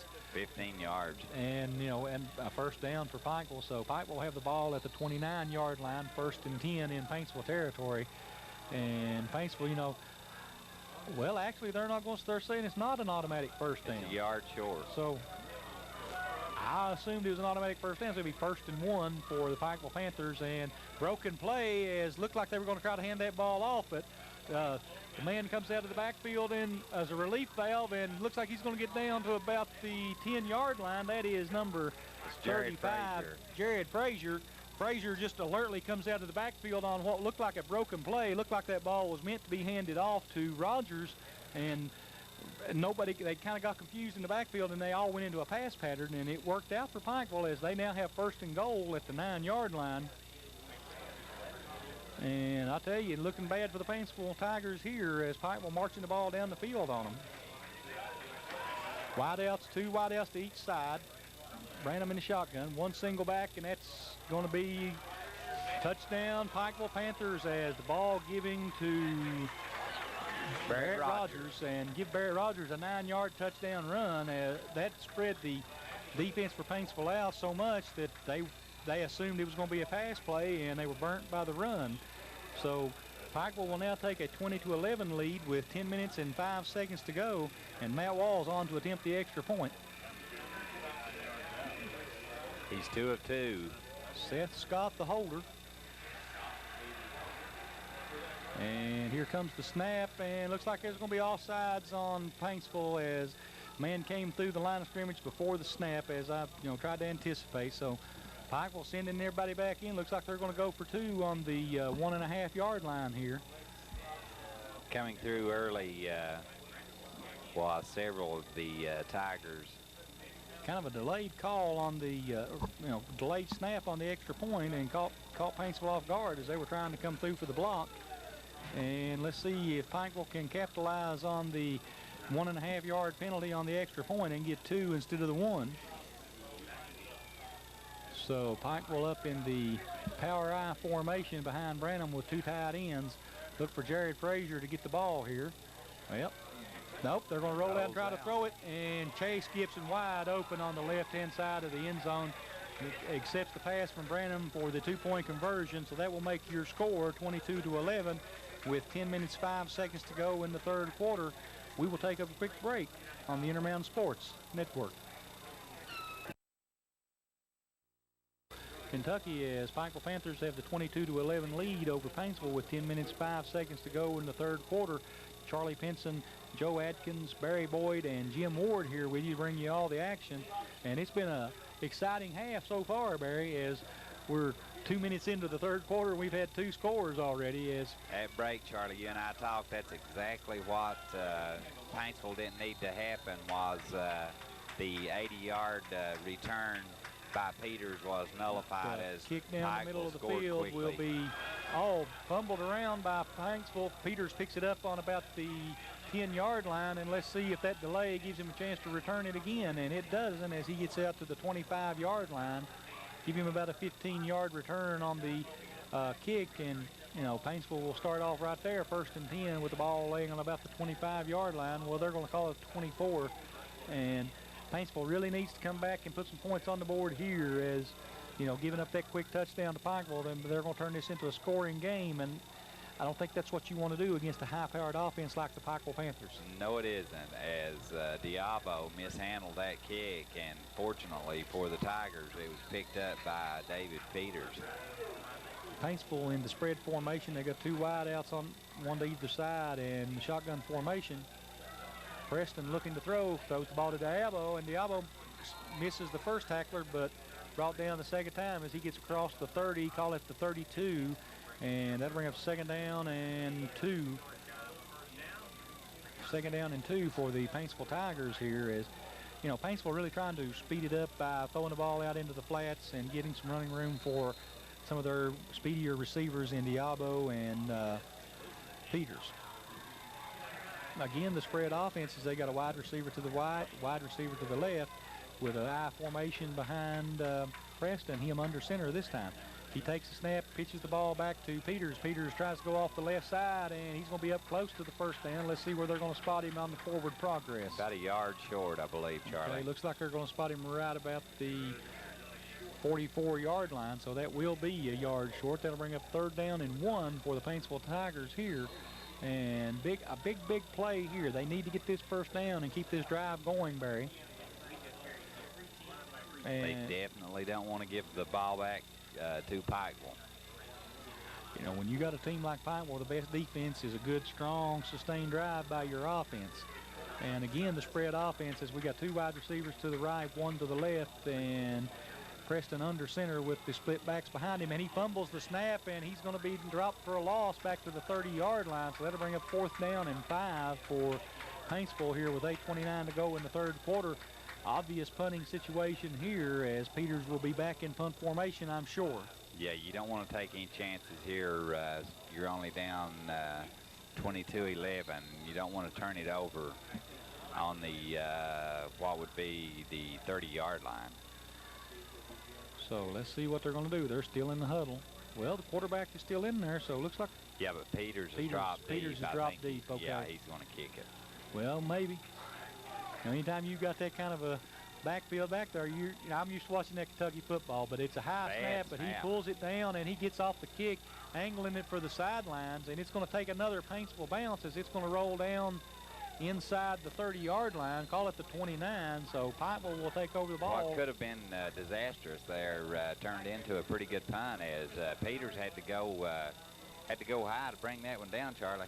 Yeah, he did, but he got a good punt off, as no pressure by the Pikeville defense, trying to set up the return, and the ball took a good Paintsville roll, and the ball was down on the 29-yard line, and Pikeville will start this second series of the second half there with 7 minutes 48 seconds to go in the third quarter. Your score 22-11, and Pikeville with the ball again. Well, they definitely, and we've said this several times on this series, they need to stop this Panther attack. Pikeville again in the spread offense, and again, what looked like a busted play, but good defense by Paintsville. And Jared Frazier on the completion. Again, the pass to Frazier with good coverage downfield by the Paintsville Tigers, but that'll be about a, 8-yard pickup for the Panthers here. Bringing up 2nd down and 2 on the, we'll call it 38-yard line. So 7 minutes, 19 seconds to go. 2nd and 2 for the Pikeville Panthers. Again, the spread offense. We have 2 wide receivers to the right, 2 to the left, and single back in the backfield with Branham. Branham takes the snap and hands it off to Rogers, but whistles blow. So obviously movement on the offensive end by Pikeville there. And that will back them up another 5. So that'll make it 2nd down and 7 with Pikeville giving up a little bit of that yardage they picked up on that play. It was motion penalty against Panthers. So Pikeville kind of shooting themselves in the foot after moving the ball pretty well. They took a big 5-yard penalty, which knocked them back to 2nd down and 7 now with still 7 minutes, 6 seconds to go in the 3rd quarter. We got a lot of time left in this ball game. Pikeville has an 11-point lead. Again, 2 wideouts to each side, a single back with Branham, and again the handoff to Rogers, and Rogers with a lot of open field, 1 man to beat, and he's tackled by Diabo right about the 45-yard line of Paintsville. That'll be a 1st down, but it'll also be a big yardage for Pikeville. And it looks like we've got some kind of, Pikeville Panthers wanting some kind of a penalty as the ball actually spotted at the 43-yard line, and be a 1st and 10 for Pikeville on the big run by Barrett Rogers. 28-yard gain. So that'll be, excuse me, 1st and 10 now from the 30 or from the 42-yard line for Pikeville. And again, Pikeville in the spread offense. They have 2 backs to protect Branham, 2 wideouts to the left, 1 to the right, or 2 to the right, 1 to the left, excuse me. Branham dropping back, rolling out, he's being chased, but he gets the ball away to Akers, and Akers spins off of a tackler, but not the second one, and he is dropped at about the, let's call it the 34-yard line, so that'll give him a pickup of about 7, bringing up 2nd down and 3 for the Pikeville Panthers. Akers showing a lot of elusiveness there as he caught the pass and made that spin move on the first tackler, but good defense by Paintsville to come up and finish him off. A lot of time there too, and now Branham is just starting to pick this Paintsville defense apart. Well, you know, Pikeville staying in this spread formations. They've got 2 wide receivers to the left, 1 to the right, and 2 backs back with Branham in the shotgun. Branham takes the snap, got all kinds of time, steps up into the pocket, throwing deep, and overthrows his intended receiver, number 25. We've got a flag, Charlie, but that was Nick not a King. catchable pass, and it was well out of bounds. They don't call that in high school football, I was told, that it don't matter whether it's catchable or not. And evidently, he says that they were bumping going on with the ball in the air, so he's going to call looks like an interference call. Let's see if that's what they're going to make. Holding on the Paintsville Tigers, so that'll be a 10-yard penalty, which will give Pikeville a 1st down here. And deep in Paintsville territory. That'll put them at about the, what'd you say, 32-yard line? There will be. Now, Chase Gibson and Brian Hale tangled up on that play, and the officials deemed 34. The officials deemed that holding on the defense. I tell you, on a couple of calls that I wouldn't have called, that's hurt the Paintsville Tigers bad in this ball game. There has been a couple of questionable calls. Branham in the backfield in the shotgun formation with only Rogers back, and he's under pressure, steps up, throws the ball to Chase Gibson, and he is brought down right at the point of the catch on about the 25-yard line, brought down by number 10, Brian Hale for the Paintsville Tigers. But give him, let's see, how much did he give him a loss of a half a yard there? He did. So excellent play by Hale there, is able to wrap Gibson up after the catch from the pass in the backfield. Pikeville again in the spread offense, 2 wide receivers to the right, 1 to the left, and split backs in the backfield with Branham in the shotgun. He takes the snap, he rolls out to his right, he's looking, he's throwing deep, but he must have been hit just as he threw the ball, because I looked up and there's this wounded duck going down the field. and looked back, and he's laying on the field. And he was, just as he started to release the ball, Brad Austin got back there and put a pretty good lick on it. Well, the ball fell well short of the intended receiver, as probably 10 yards short, as it went like a wounded duck, or like a duck that was not wounded. I believe that one was dead because it just fell straight down to the ground. It was dead from the word go as Brad Austin came through to make the hit. 2nd and 10, 2 wide receivers to either side. The handoff to Rogers up the middle, and again, plenty of yardage. He missed 2 missed tackles, and Rogers may score, and he will. Touchdown for the Pikeville Panthers, as that was all Barrett Rogers. He picked up 4 or 5 yards on the first play, and then 2 Paintsville defenders grabbed a hold of him, and he was able to shake them off and go all the way in for the touchdown. 20-yard, let's see, 25-yard touchdown run for Barrett Rogers, and that puts Pikeville Panthers ahead, 28-11. Matt Walls on to attempt the extra point. Seth Smith set to hold. The snap, the hold is down, the kick is up. It looks good. Let's see, and it is. So Walls is almost automatic on these, Charlie. Well, that's true. He's had a lot of experience as Pikeville, one of the highest scoring teams in Kentucky high school football. And they take a 29-11 lead with 4 minutes, 50 seconds to go in the third quarter. I believe, aren't they averaging somewhere in the neighborhood of 37, 38 points a game?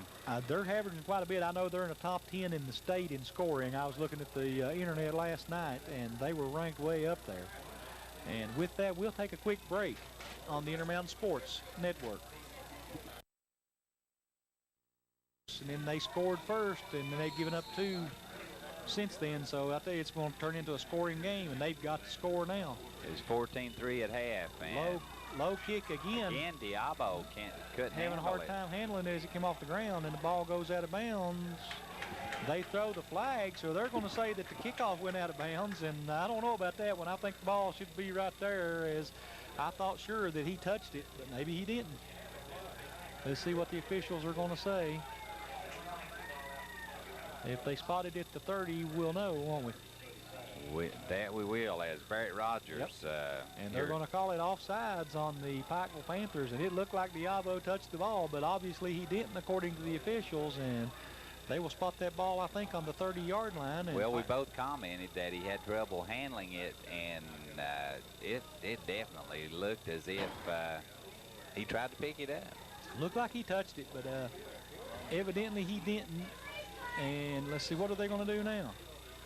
I see the Paintsville coaching staff over there really arguing something with them, so I don't know what they're going to do. As they may have changed their call again. Let's see where they're going to go with the football. Here in the third quarter. They're saying it's an inadvertent flag, and that he did touch the ball, and and they will take over where it went out of bounds, right about the 18-yard line. It's pretty obvious, or I thought it was. Both you and I agreed that he touched the ball because he was having trouble handling it. But here in the third quarter, Barry Rogers has touchdown runs of 9 yards and 25 yards. So that's,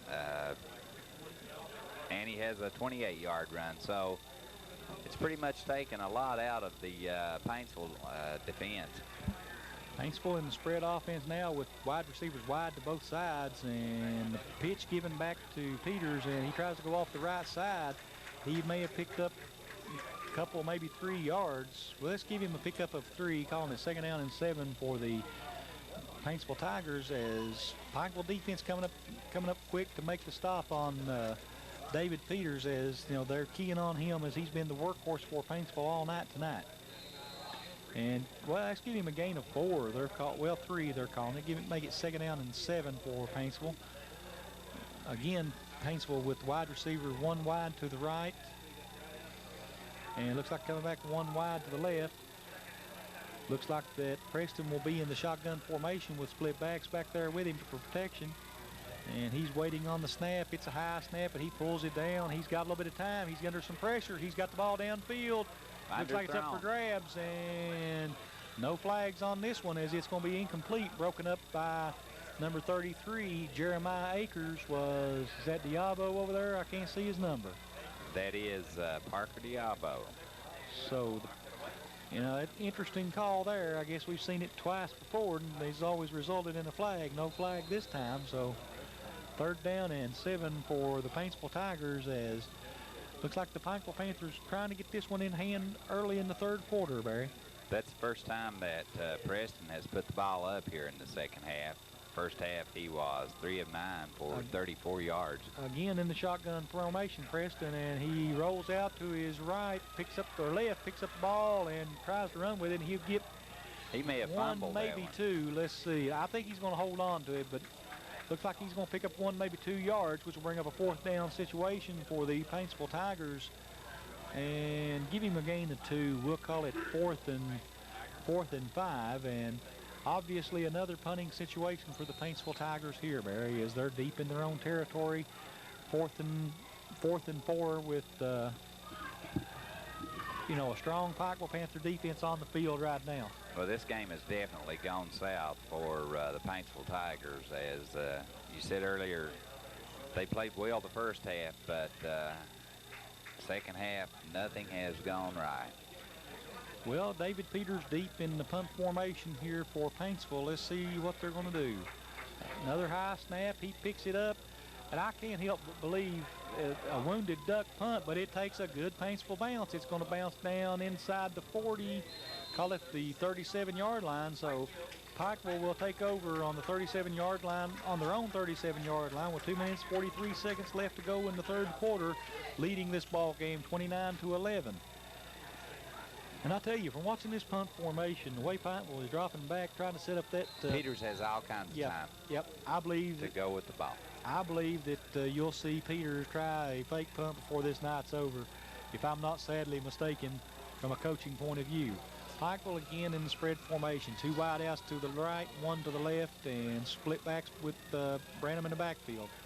Branham, long time, and gets the ball away, and it's caught by Chase Gibson, and Chase Gibson will be out across the 50 to the 44-yard line of Paintsville, as gets a generous spot on the play, and it'll be a 1st and 10 for the Pikeville Panthers here with, again, 2 minutes 23 seconds to go in the 3rd quarter. They're doing anything they want to with the football, so this one may be over, Barry. As they picked up 14 on that one, and here in the 2nd half, Matt Branham is again, Branham in the shotgun formation. 6 of 7. Well, this time under pressure, he'll take the sack back to the 40-yard line, so that'll be a loss of about 14 for Pikeville. So that'll bring up 2nd down and 24. And just as we were talking about how well his passing game is going, he gets dropped for the big sack. Matt Brown came through untouched. So big play for the Paintsville defense there, as they need some big plays, and they need a lot of them right now to get back in this ball game. Now down 29-11 with 1:45 to go in the 3rd quarter. They're going to have to make something happen. And Pikeville again in the passing formation. 2 wide outs to the left, or to the right, 1 to the left. Branham in the shotgun. Again, Branham looking to throw. Again, under pressure, and looks like, well, no, he's come out of it. He's throwing back across the field. Almost picked off by number 10, Brian Hale, as a pass intended for Chase Gibson. And, you know, give Branham a lot of credit there, as he avoided the sack and almost got that pass away. The only thing that I can find fault with that one is Charlie, he probably should have taken the sack there, because that could easily have been intercepted. Yeah, he should have maybe thrown it away. Yeah, I think you're right. I think he should have thrown it away. They're kind of a poor decision, but again, Pikeville with 3 wide outs to the right and single setback. Branham in shotgun formation. The only man back there with him is Rogers. And looks like he's going to throw it this time. He's looking downfield. He's got Chase Gibson wide open, and he's going to get another 1st down. He may go. No, they're going to pull him down as he splits the defenders and gets down inside the 25. Let's see if they're going to spot him. Looks like about the 22-yard line. 25-yard gain. And just when you think that they're in trouble, Pikeville comes up with a big pass play to get out of it. So it'll be 1st and 10 from the 22-yard line with 1:15 to go in the 3rd quarter. Pikeville moving the ball down the field effectively. And it looks like Chase Gibson gasping for breath, wanting a break here. 3 wide receivers in the pattern, 2 to the left, 1 to the right. Split backs, and Branham in the shotgun. He takes the snap. He's looking, and he throws this time to Akers, and Akers hit just as soon as he catches the ball by Diabo. He may have lost yardage on that one. You know, nice play by Diabo to come up and make that tackle, as they're going to say he gained about a yard on it. That'll bring up 2nd down and 9, but, you know, no chance for Jeremiah Akers to do anything with that one except catch it, because Diabo hits him just as soon as the ball hits his fingertips. So that'll be 2nd down and 9 for the Pikeville Panthers with 42 seconds to go in the 3rd quarter. Looks like the last play of the quarter here, is they've got 2 wide receivers to the left, 2 to the right, and a single set back into formation. And that's Rogers, and this time the ball given to Rogers, and nobody fooled this time as he hit just as soon as he crossed the line of scrimmage, excuse me, for no gain, and that'll bring up 3rd down and 9 for the Pikeville Panthers with 19 seconds to go in the 3rd quarter and the clock running. Look for Pikeville to let the clock run out, I would imagine, on this quarter and start new in the 4th. Ball just shy of the 20-yard line, the Paintsville 20-yard line. Well, he's coming back into the huddle with 2 stays. He's going to let the clock run down with 2 seconds Yeah, to go. he is, as we've come to the end of the 3rd quarter. Your score, Pikeville 29, Paintsville 11. And we'll take a quick break on the Intermountain Sports Network. Here in Pikeville, Kentucky, beginning to start the final 12 minutes of this ball game with Pikeville leading 29-11 over the Paintsville Tigers. And Pikeville has the ball in Tiger territory on the 21-yard line, 3rd down and 9. And, you know, Pikeville in this second half been able to do anything they want to with the football so far, Barry, and it's reflected in the score as they were up 14-3 at the end of the first half, and then Paintsville scored the opening kickoff of the second half, and then that's been it, as Pikeville has run off 3 unanswered touchdowns here. And Pikeville again in the spread formation, 2 to the right, 2 to the left, and the single set back in the backfield is Rogers with Branham in the shotgun, and Branham back to throw, and here's the pressure, throws up, it's caught, no, it's going to be incomplete, as the ball intended for number 4, Brant Justice, and Justice unable to haul it down as he's hit by 3 Paintsville defenders on the play. So they'll bring up 4th down and 9 for the Pikeville Panthers here. And, you know, look for Pikeville to go for it, as this is no man's land down here. And obviously they're going to, as Matt Branham's still in the ball game. And Chase Gibson in there. And Brant Justice will come out, and number 35, Jared Frazier, will return. So Pikeville trying to get the 1st down here. They've got a wide receiver to the right, 1 to the left, and 2 split backs in the backfield. And no pressure, as Branham has all day. He hits Chase Gibson, and that will be a touchdown for the Pikeville Panthers, and that will run your score to 35-11, and a 21-yard touchdown strike from Matt Branham to Chase Gibson. So Pikeville starting to run away with this one in the 4th quarter, Barry. You know, like we said, this is a high-powered offensive team, and obviously the passing game too much for Paintsville to handle at this point. And Pikeville on to attempt the extra point is Matt Wall. The kick is up, and it looks like it's going to be short. No, they said it barely cleared the bar, as it looked like it went under it from here. He's perfect on the evening. So make your score 36-11 with 11:49 to go in the 4th quarter. This is the Intermountain Sports Network. Right there sits Pikeville's big 3. Welcome back to the W.C. Hamley Athletic Field, as Pikeville has widened their lead 36-11 with 11:49 to go in the ball game. And I'll tell you, it looks like bad news for the Paintsville Tigers, as Pikeville starting to pull away and put this one in the bag, Barry. You're absolutely right, as the only offense that Paintsville had in the 3rd quarter was the 80-yard kickoff return by David Peters. Other than that, they only ran the ball.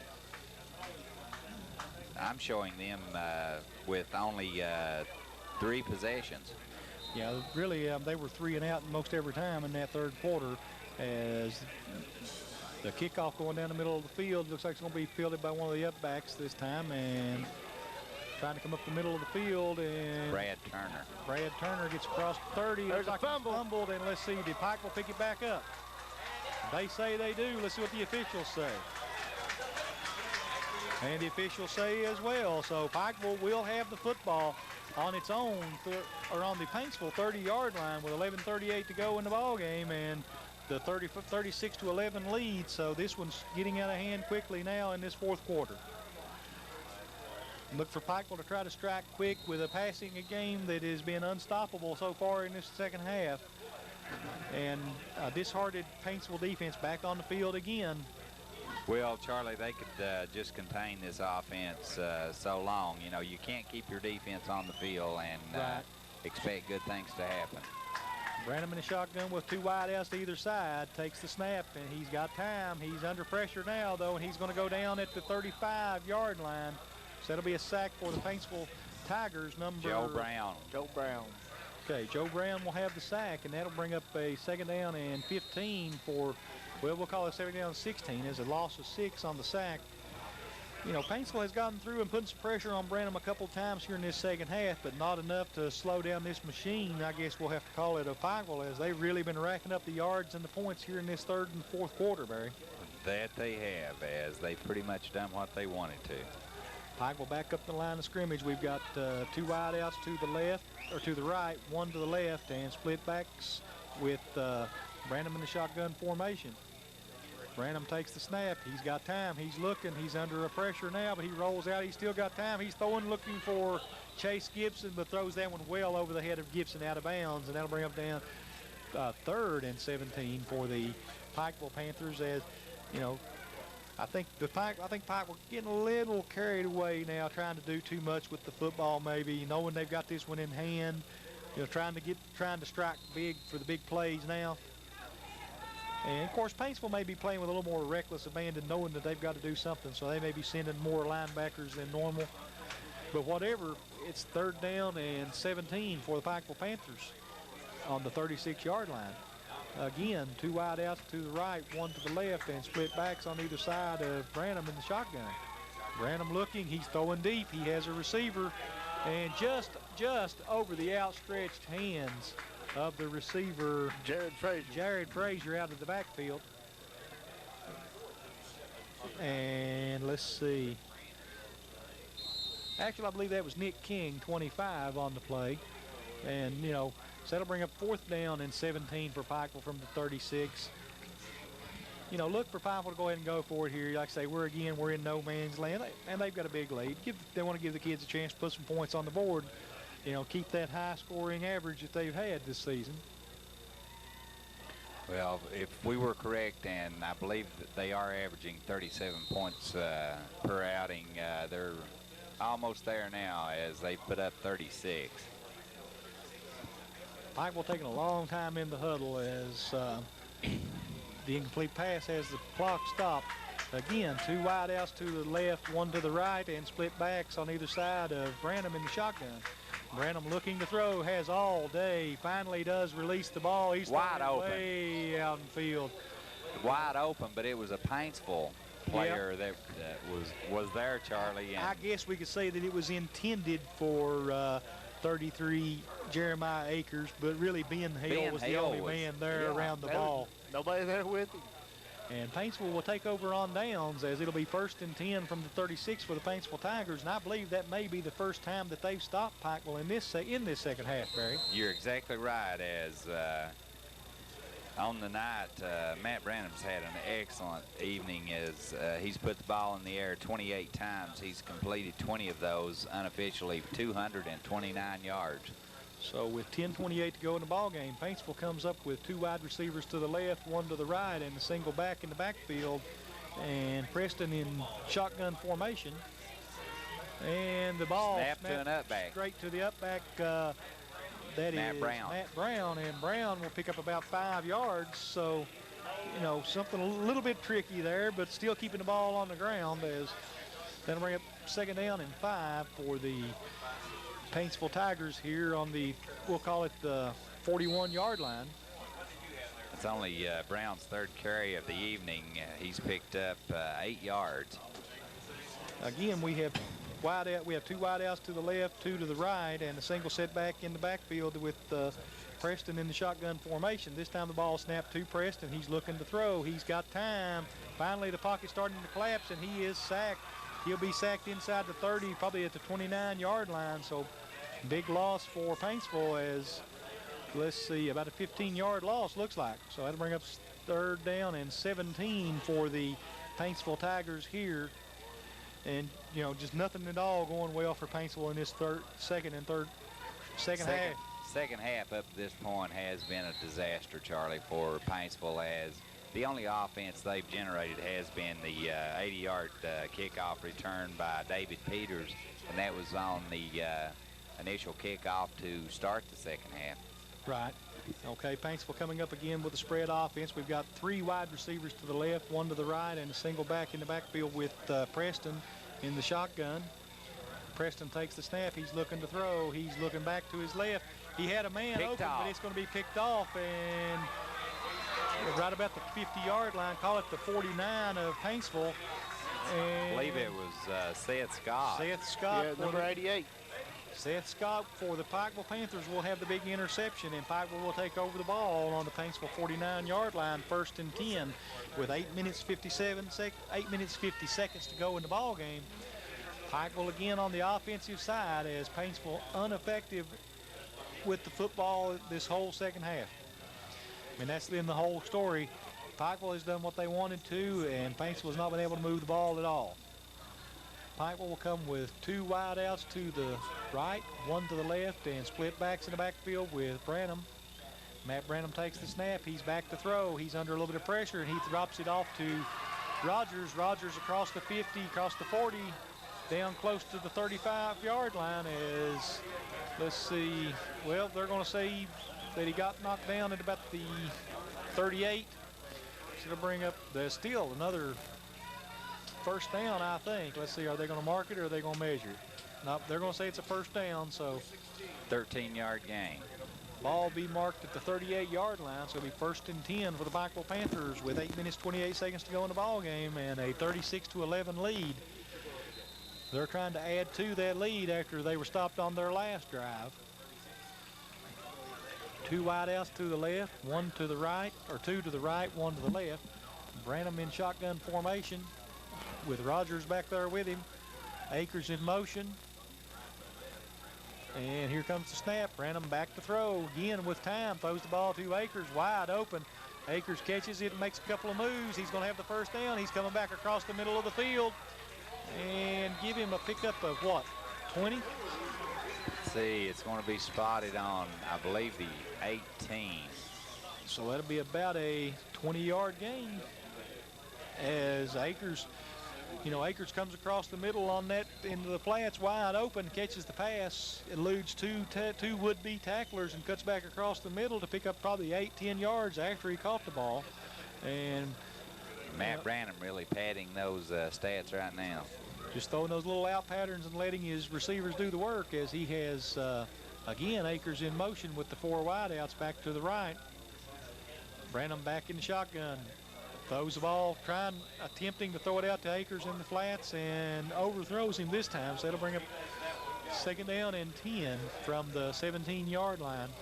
That's actually only the 2nd poorly thrown pass we've seen this evening from Matt Branham. You know, Matt Branham has looked awful good back there throwing the ball. I mean, he's gotten it where it needs to be. And, you know, some of them been dropped and off the fingertips of his receivers, but the ball's been pretty much catchable all night. He's picked up 262 yards through the air. Obviously, a lot of it's been caught, too. You're right. So Pikeville with 1 wide receiver to the left, 1 to the right, and the I formation behind Branham under center. And the ball given to Rogers off the left side, and Rogers is rumbling down the field. He's going to be down in close to the goal line, and he will score. So 17-yard touchdown run for Barrett Rogers as Pikeville extends this lead 42-11, and look for Matt Walls to come on and attempt the extra point again.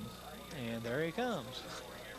So this one is pretty much in the books now with 7 minutes 22 seconds to go. Pikeville has a 31-point lead, and Matt Walls on to try to add another point to that. Seth Scott with the hold. And here's the snap. The hold is down, kicks up. It looks good. and it is good, so that makes your score 43-11. And with that, we'll take a quick break on the Intermountain Sports Network. Now, this one's pretty much over as Paintsville been ineffective on the football field in the second half. They've not been able to stop Pikeville nor move the ball themselves, and the kick down the middle of the field, and looks like it will be fielded on about the 5-yard line. Looks like that's going to be Peters, and Peters will get the ball back across the 10, back across the 15, maybe to the 17-yard line. Let's see where they're going to mark him at.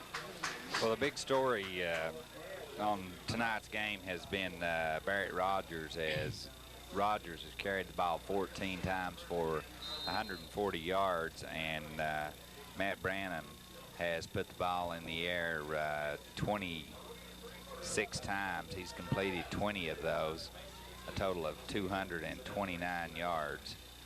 Well, Paintsville will start the ball on the 12-yard line, as he was brought down earlier than I expected. So 7 minutes, 15 seconds to go. They'll start this drive on their own, on the Pikeville 12-yard line, excuse me.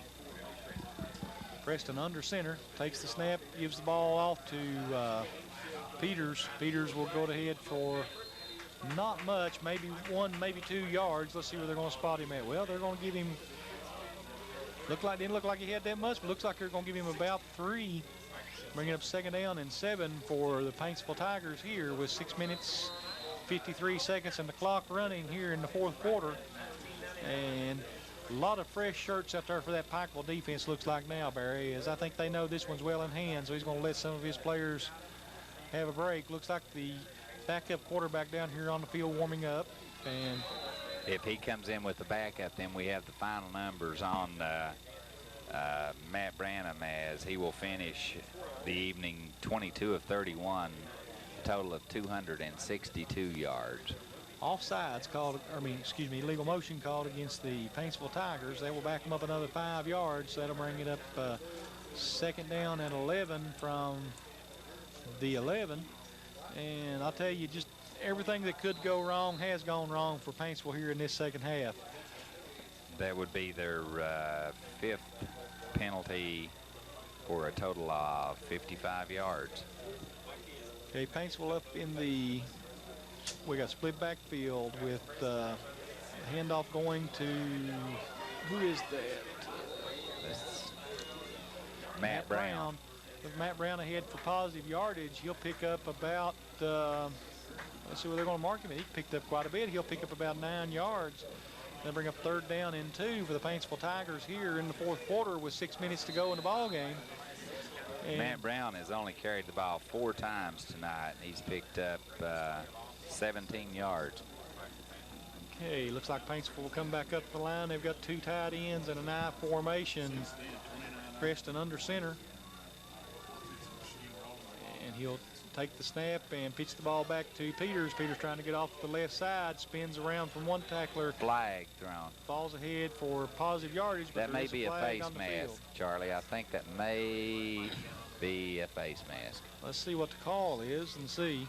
It's a hold. Actually, it's going to be holding against Paintsville, so like I say, what can you say? It's one of them kind of days for them. They can't do anything right, as what looked like it might have been close to a 1st down carry is going to be backed up on the holding penalty.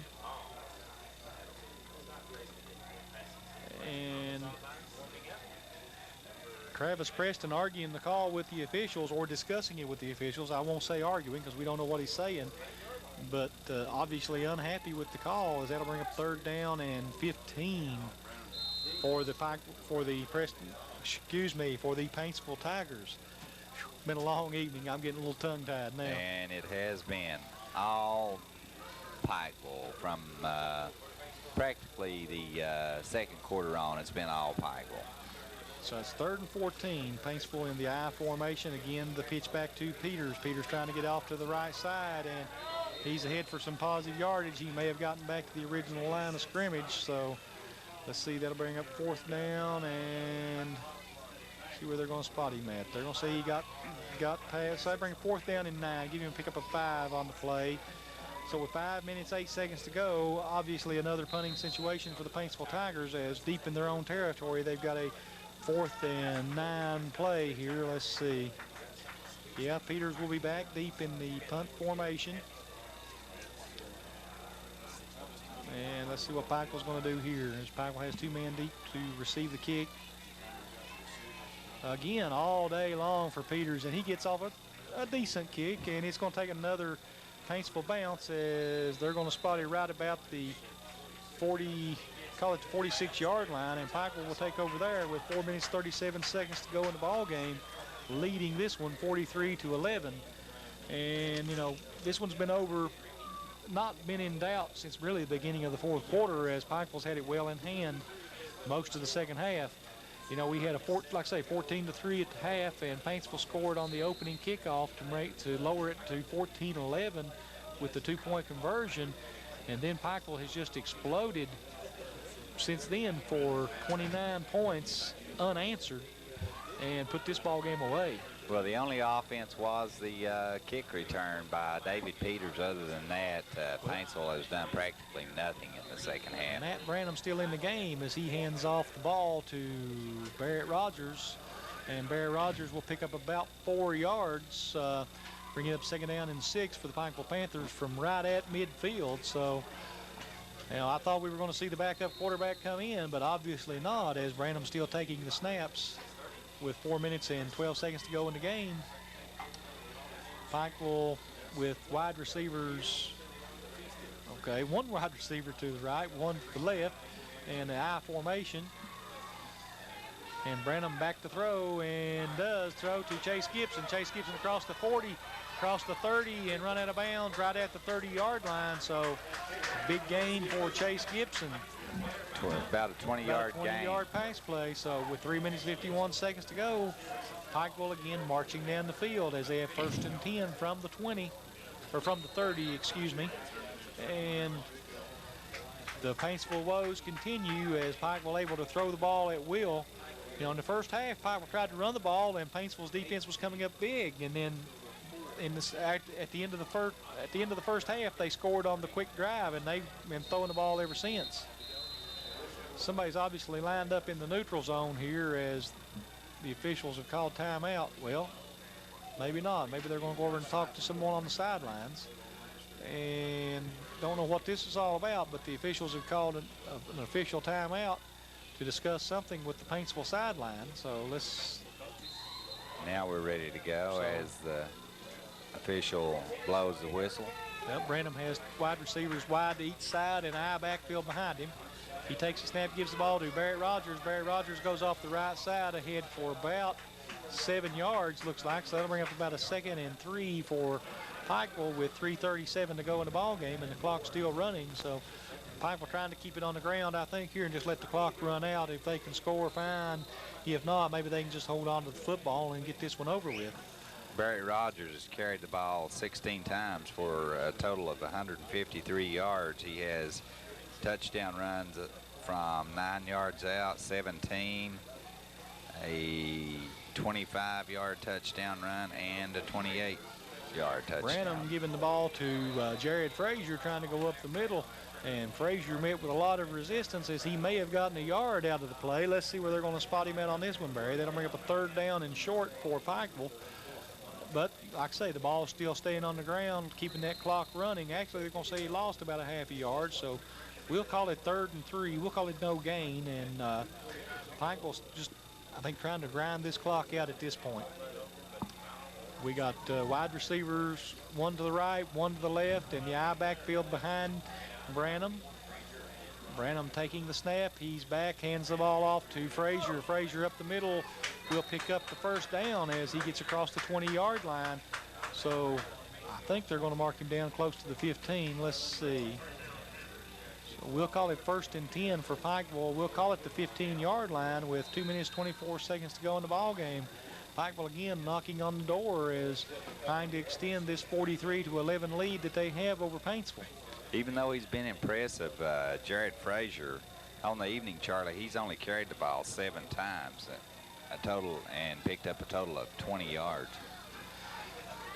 Well, at this point, I think they're just trying to run the clock out as, again, the two wide receivers, and again, the handoff to Barrett Rogers this time off the right side, and Barrett Rogers will go in for the touchdown, it looks like. Let's see, as they made the signal. Don't see any flags. It is touchdown. So that will be another touchdown for Barrett Rogers, give him a 15-yard run. And I think, I've not seen, okay, there goes the score. So it is now 49-11. And give Barrett Rogers another touchdown. That'll move him four. Up. He's run it in 4 times this evening.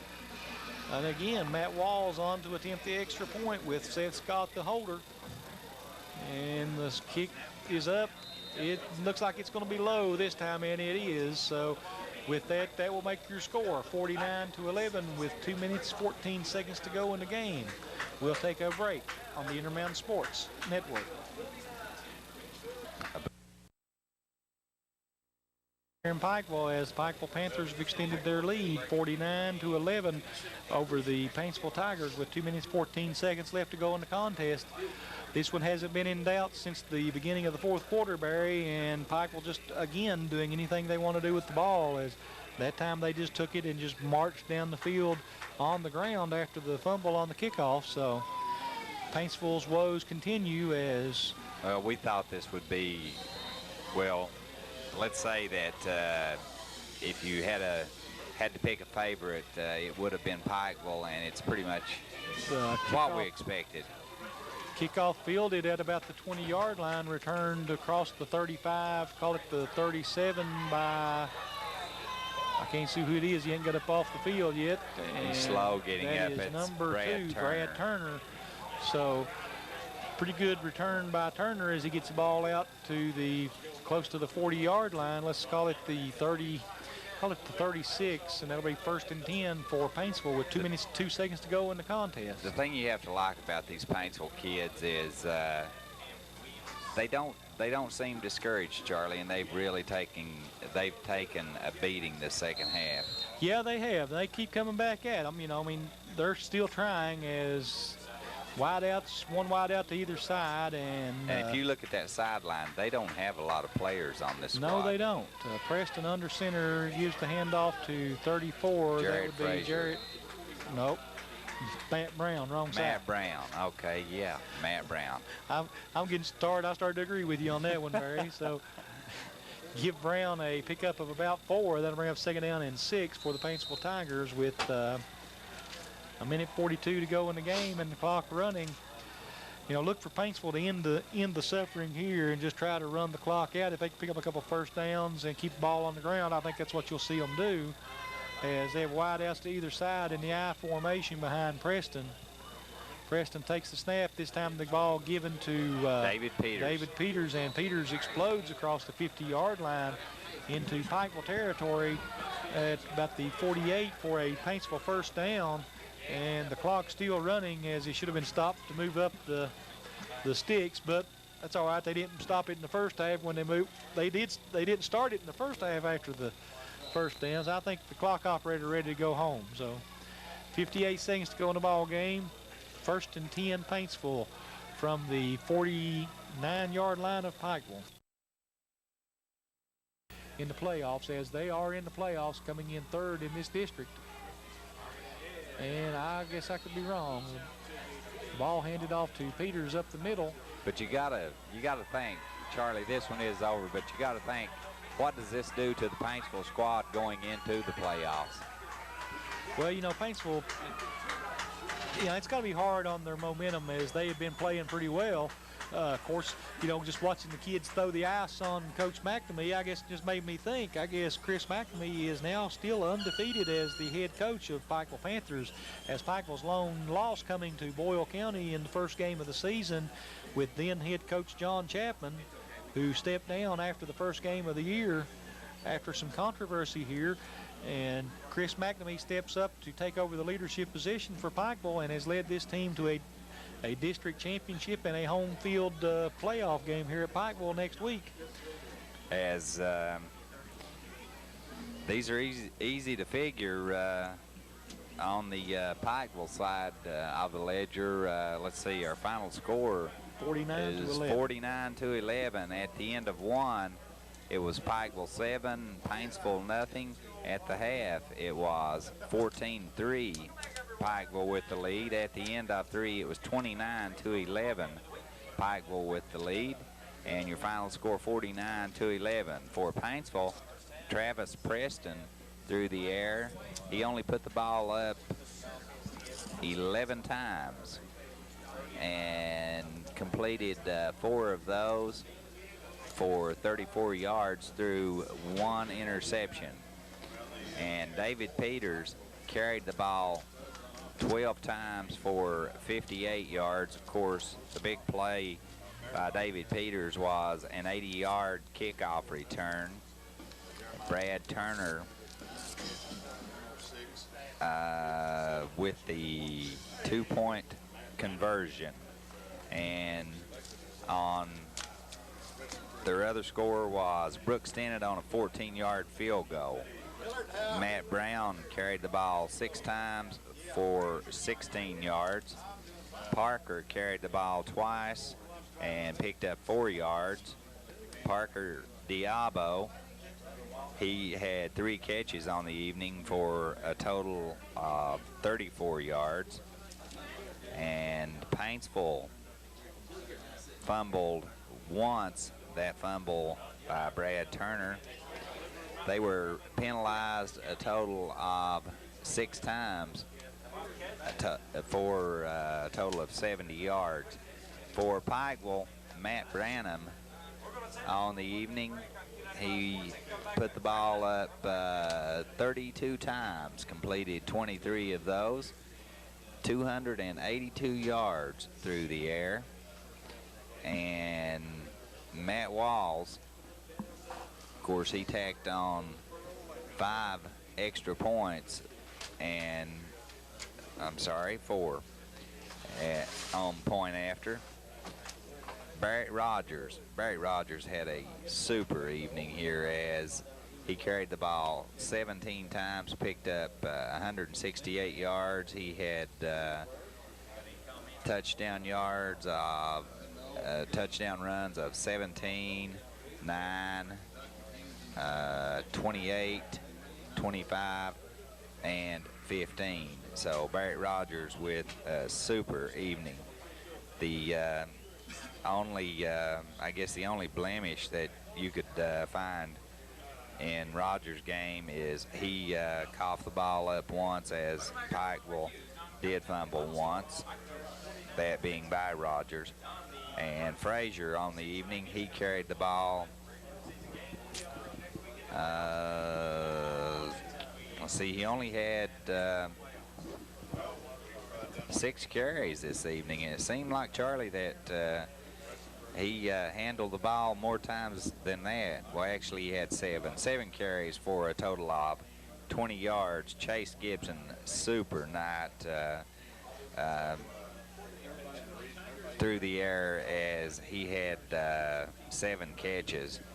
Don't have the total yardage on that, but Chase Gibson with 7 catches. He carried the ball once for 6 yards. But the story of the game was Matt Branham through the air and Barrett Rogers on the ground, as you've covered Pikeville's games and you've seen this happen before. Well, a very balanced attack by the Panthers, as just when you think that they're going to throw the ball on you, they get in that spread offense, they give the ball to Barry Rogers, he picks up a bunch of yards on the ground, scores a bunch of touchdowns. The offense of this Pikeville Panther team is in full swing right now going into the playoffs. They're looking good. They've got at least 1 home game, maybe 2, if depending on who wins over in that other district. And Pikeville looking good for their annual trip to the playoffs, as they're there every year.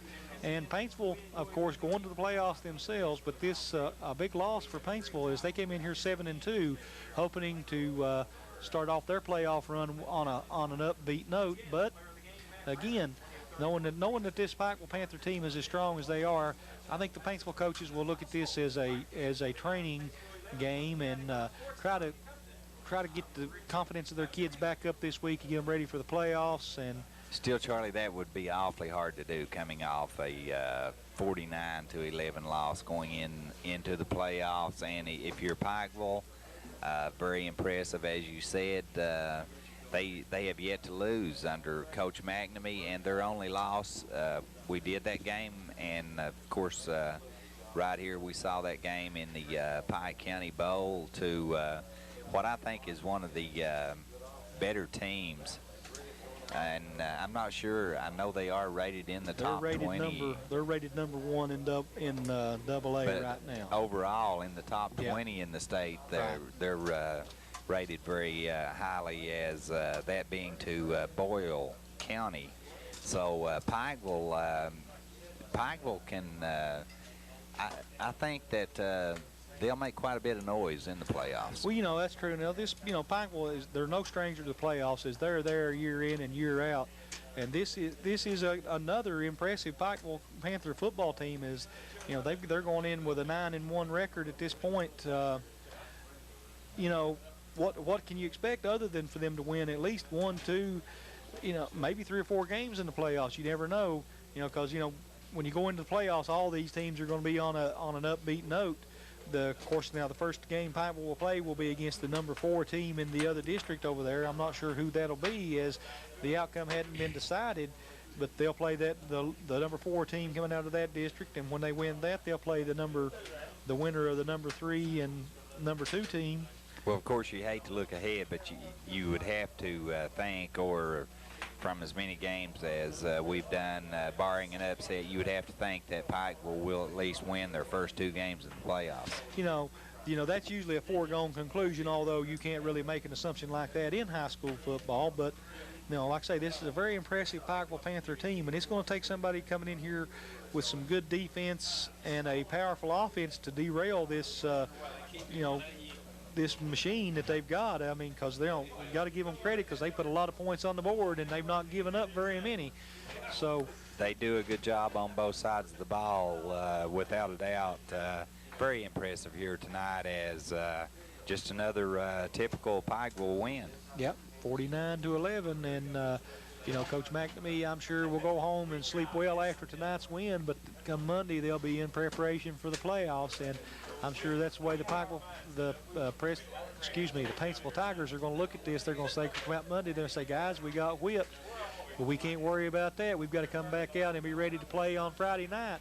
They have to completely forget this game, because if they go into the playoffs with any fallout left from this game, then I don't see them going anywhere personally. That's true. They're going to end up playing a team like Lynn Camp or somebody like that out of that other district over there, and that'll be a tough ball game for them. But let's wish them all some good luck, and I guess we will see you all next week on the Intermountain Sports Network in the playoffs. Again, the big story tonight on the grounds, Barrett Rogers. Through the air, it's Matt Branham.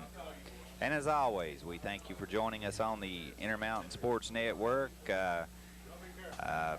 Fine job doing play-by-play, Charlie Pinson and Joe Adkins, Jim Ward on camera. Thanks for joining us on the Intermountain Sports Network. I'm Barry Boyd.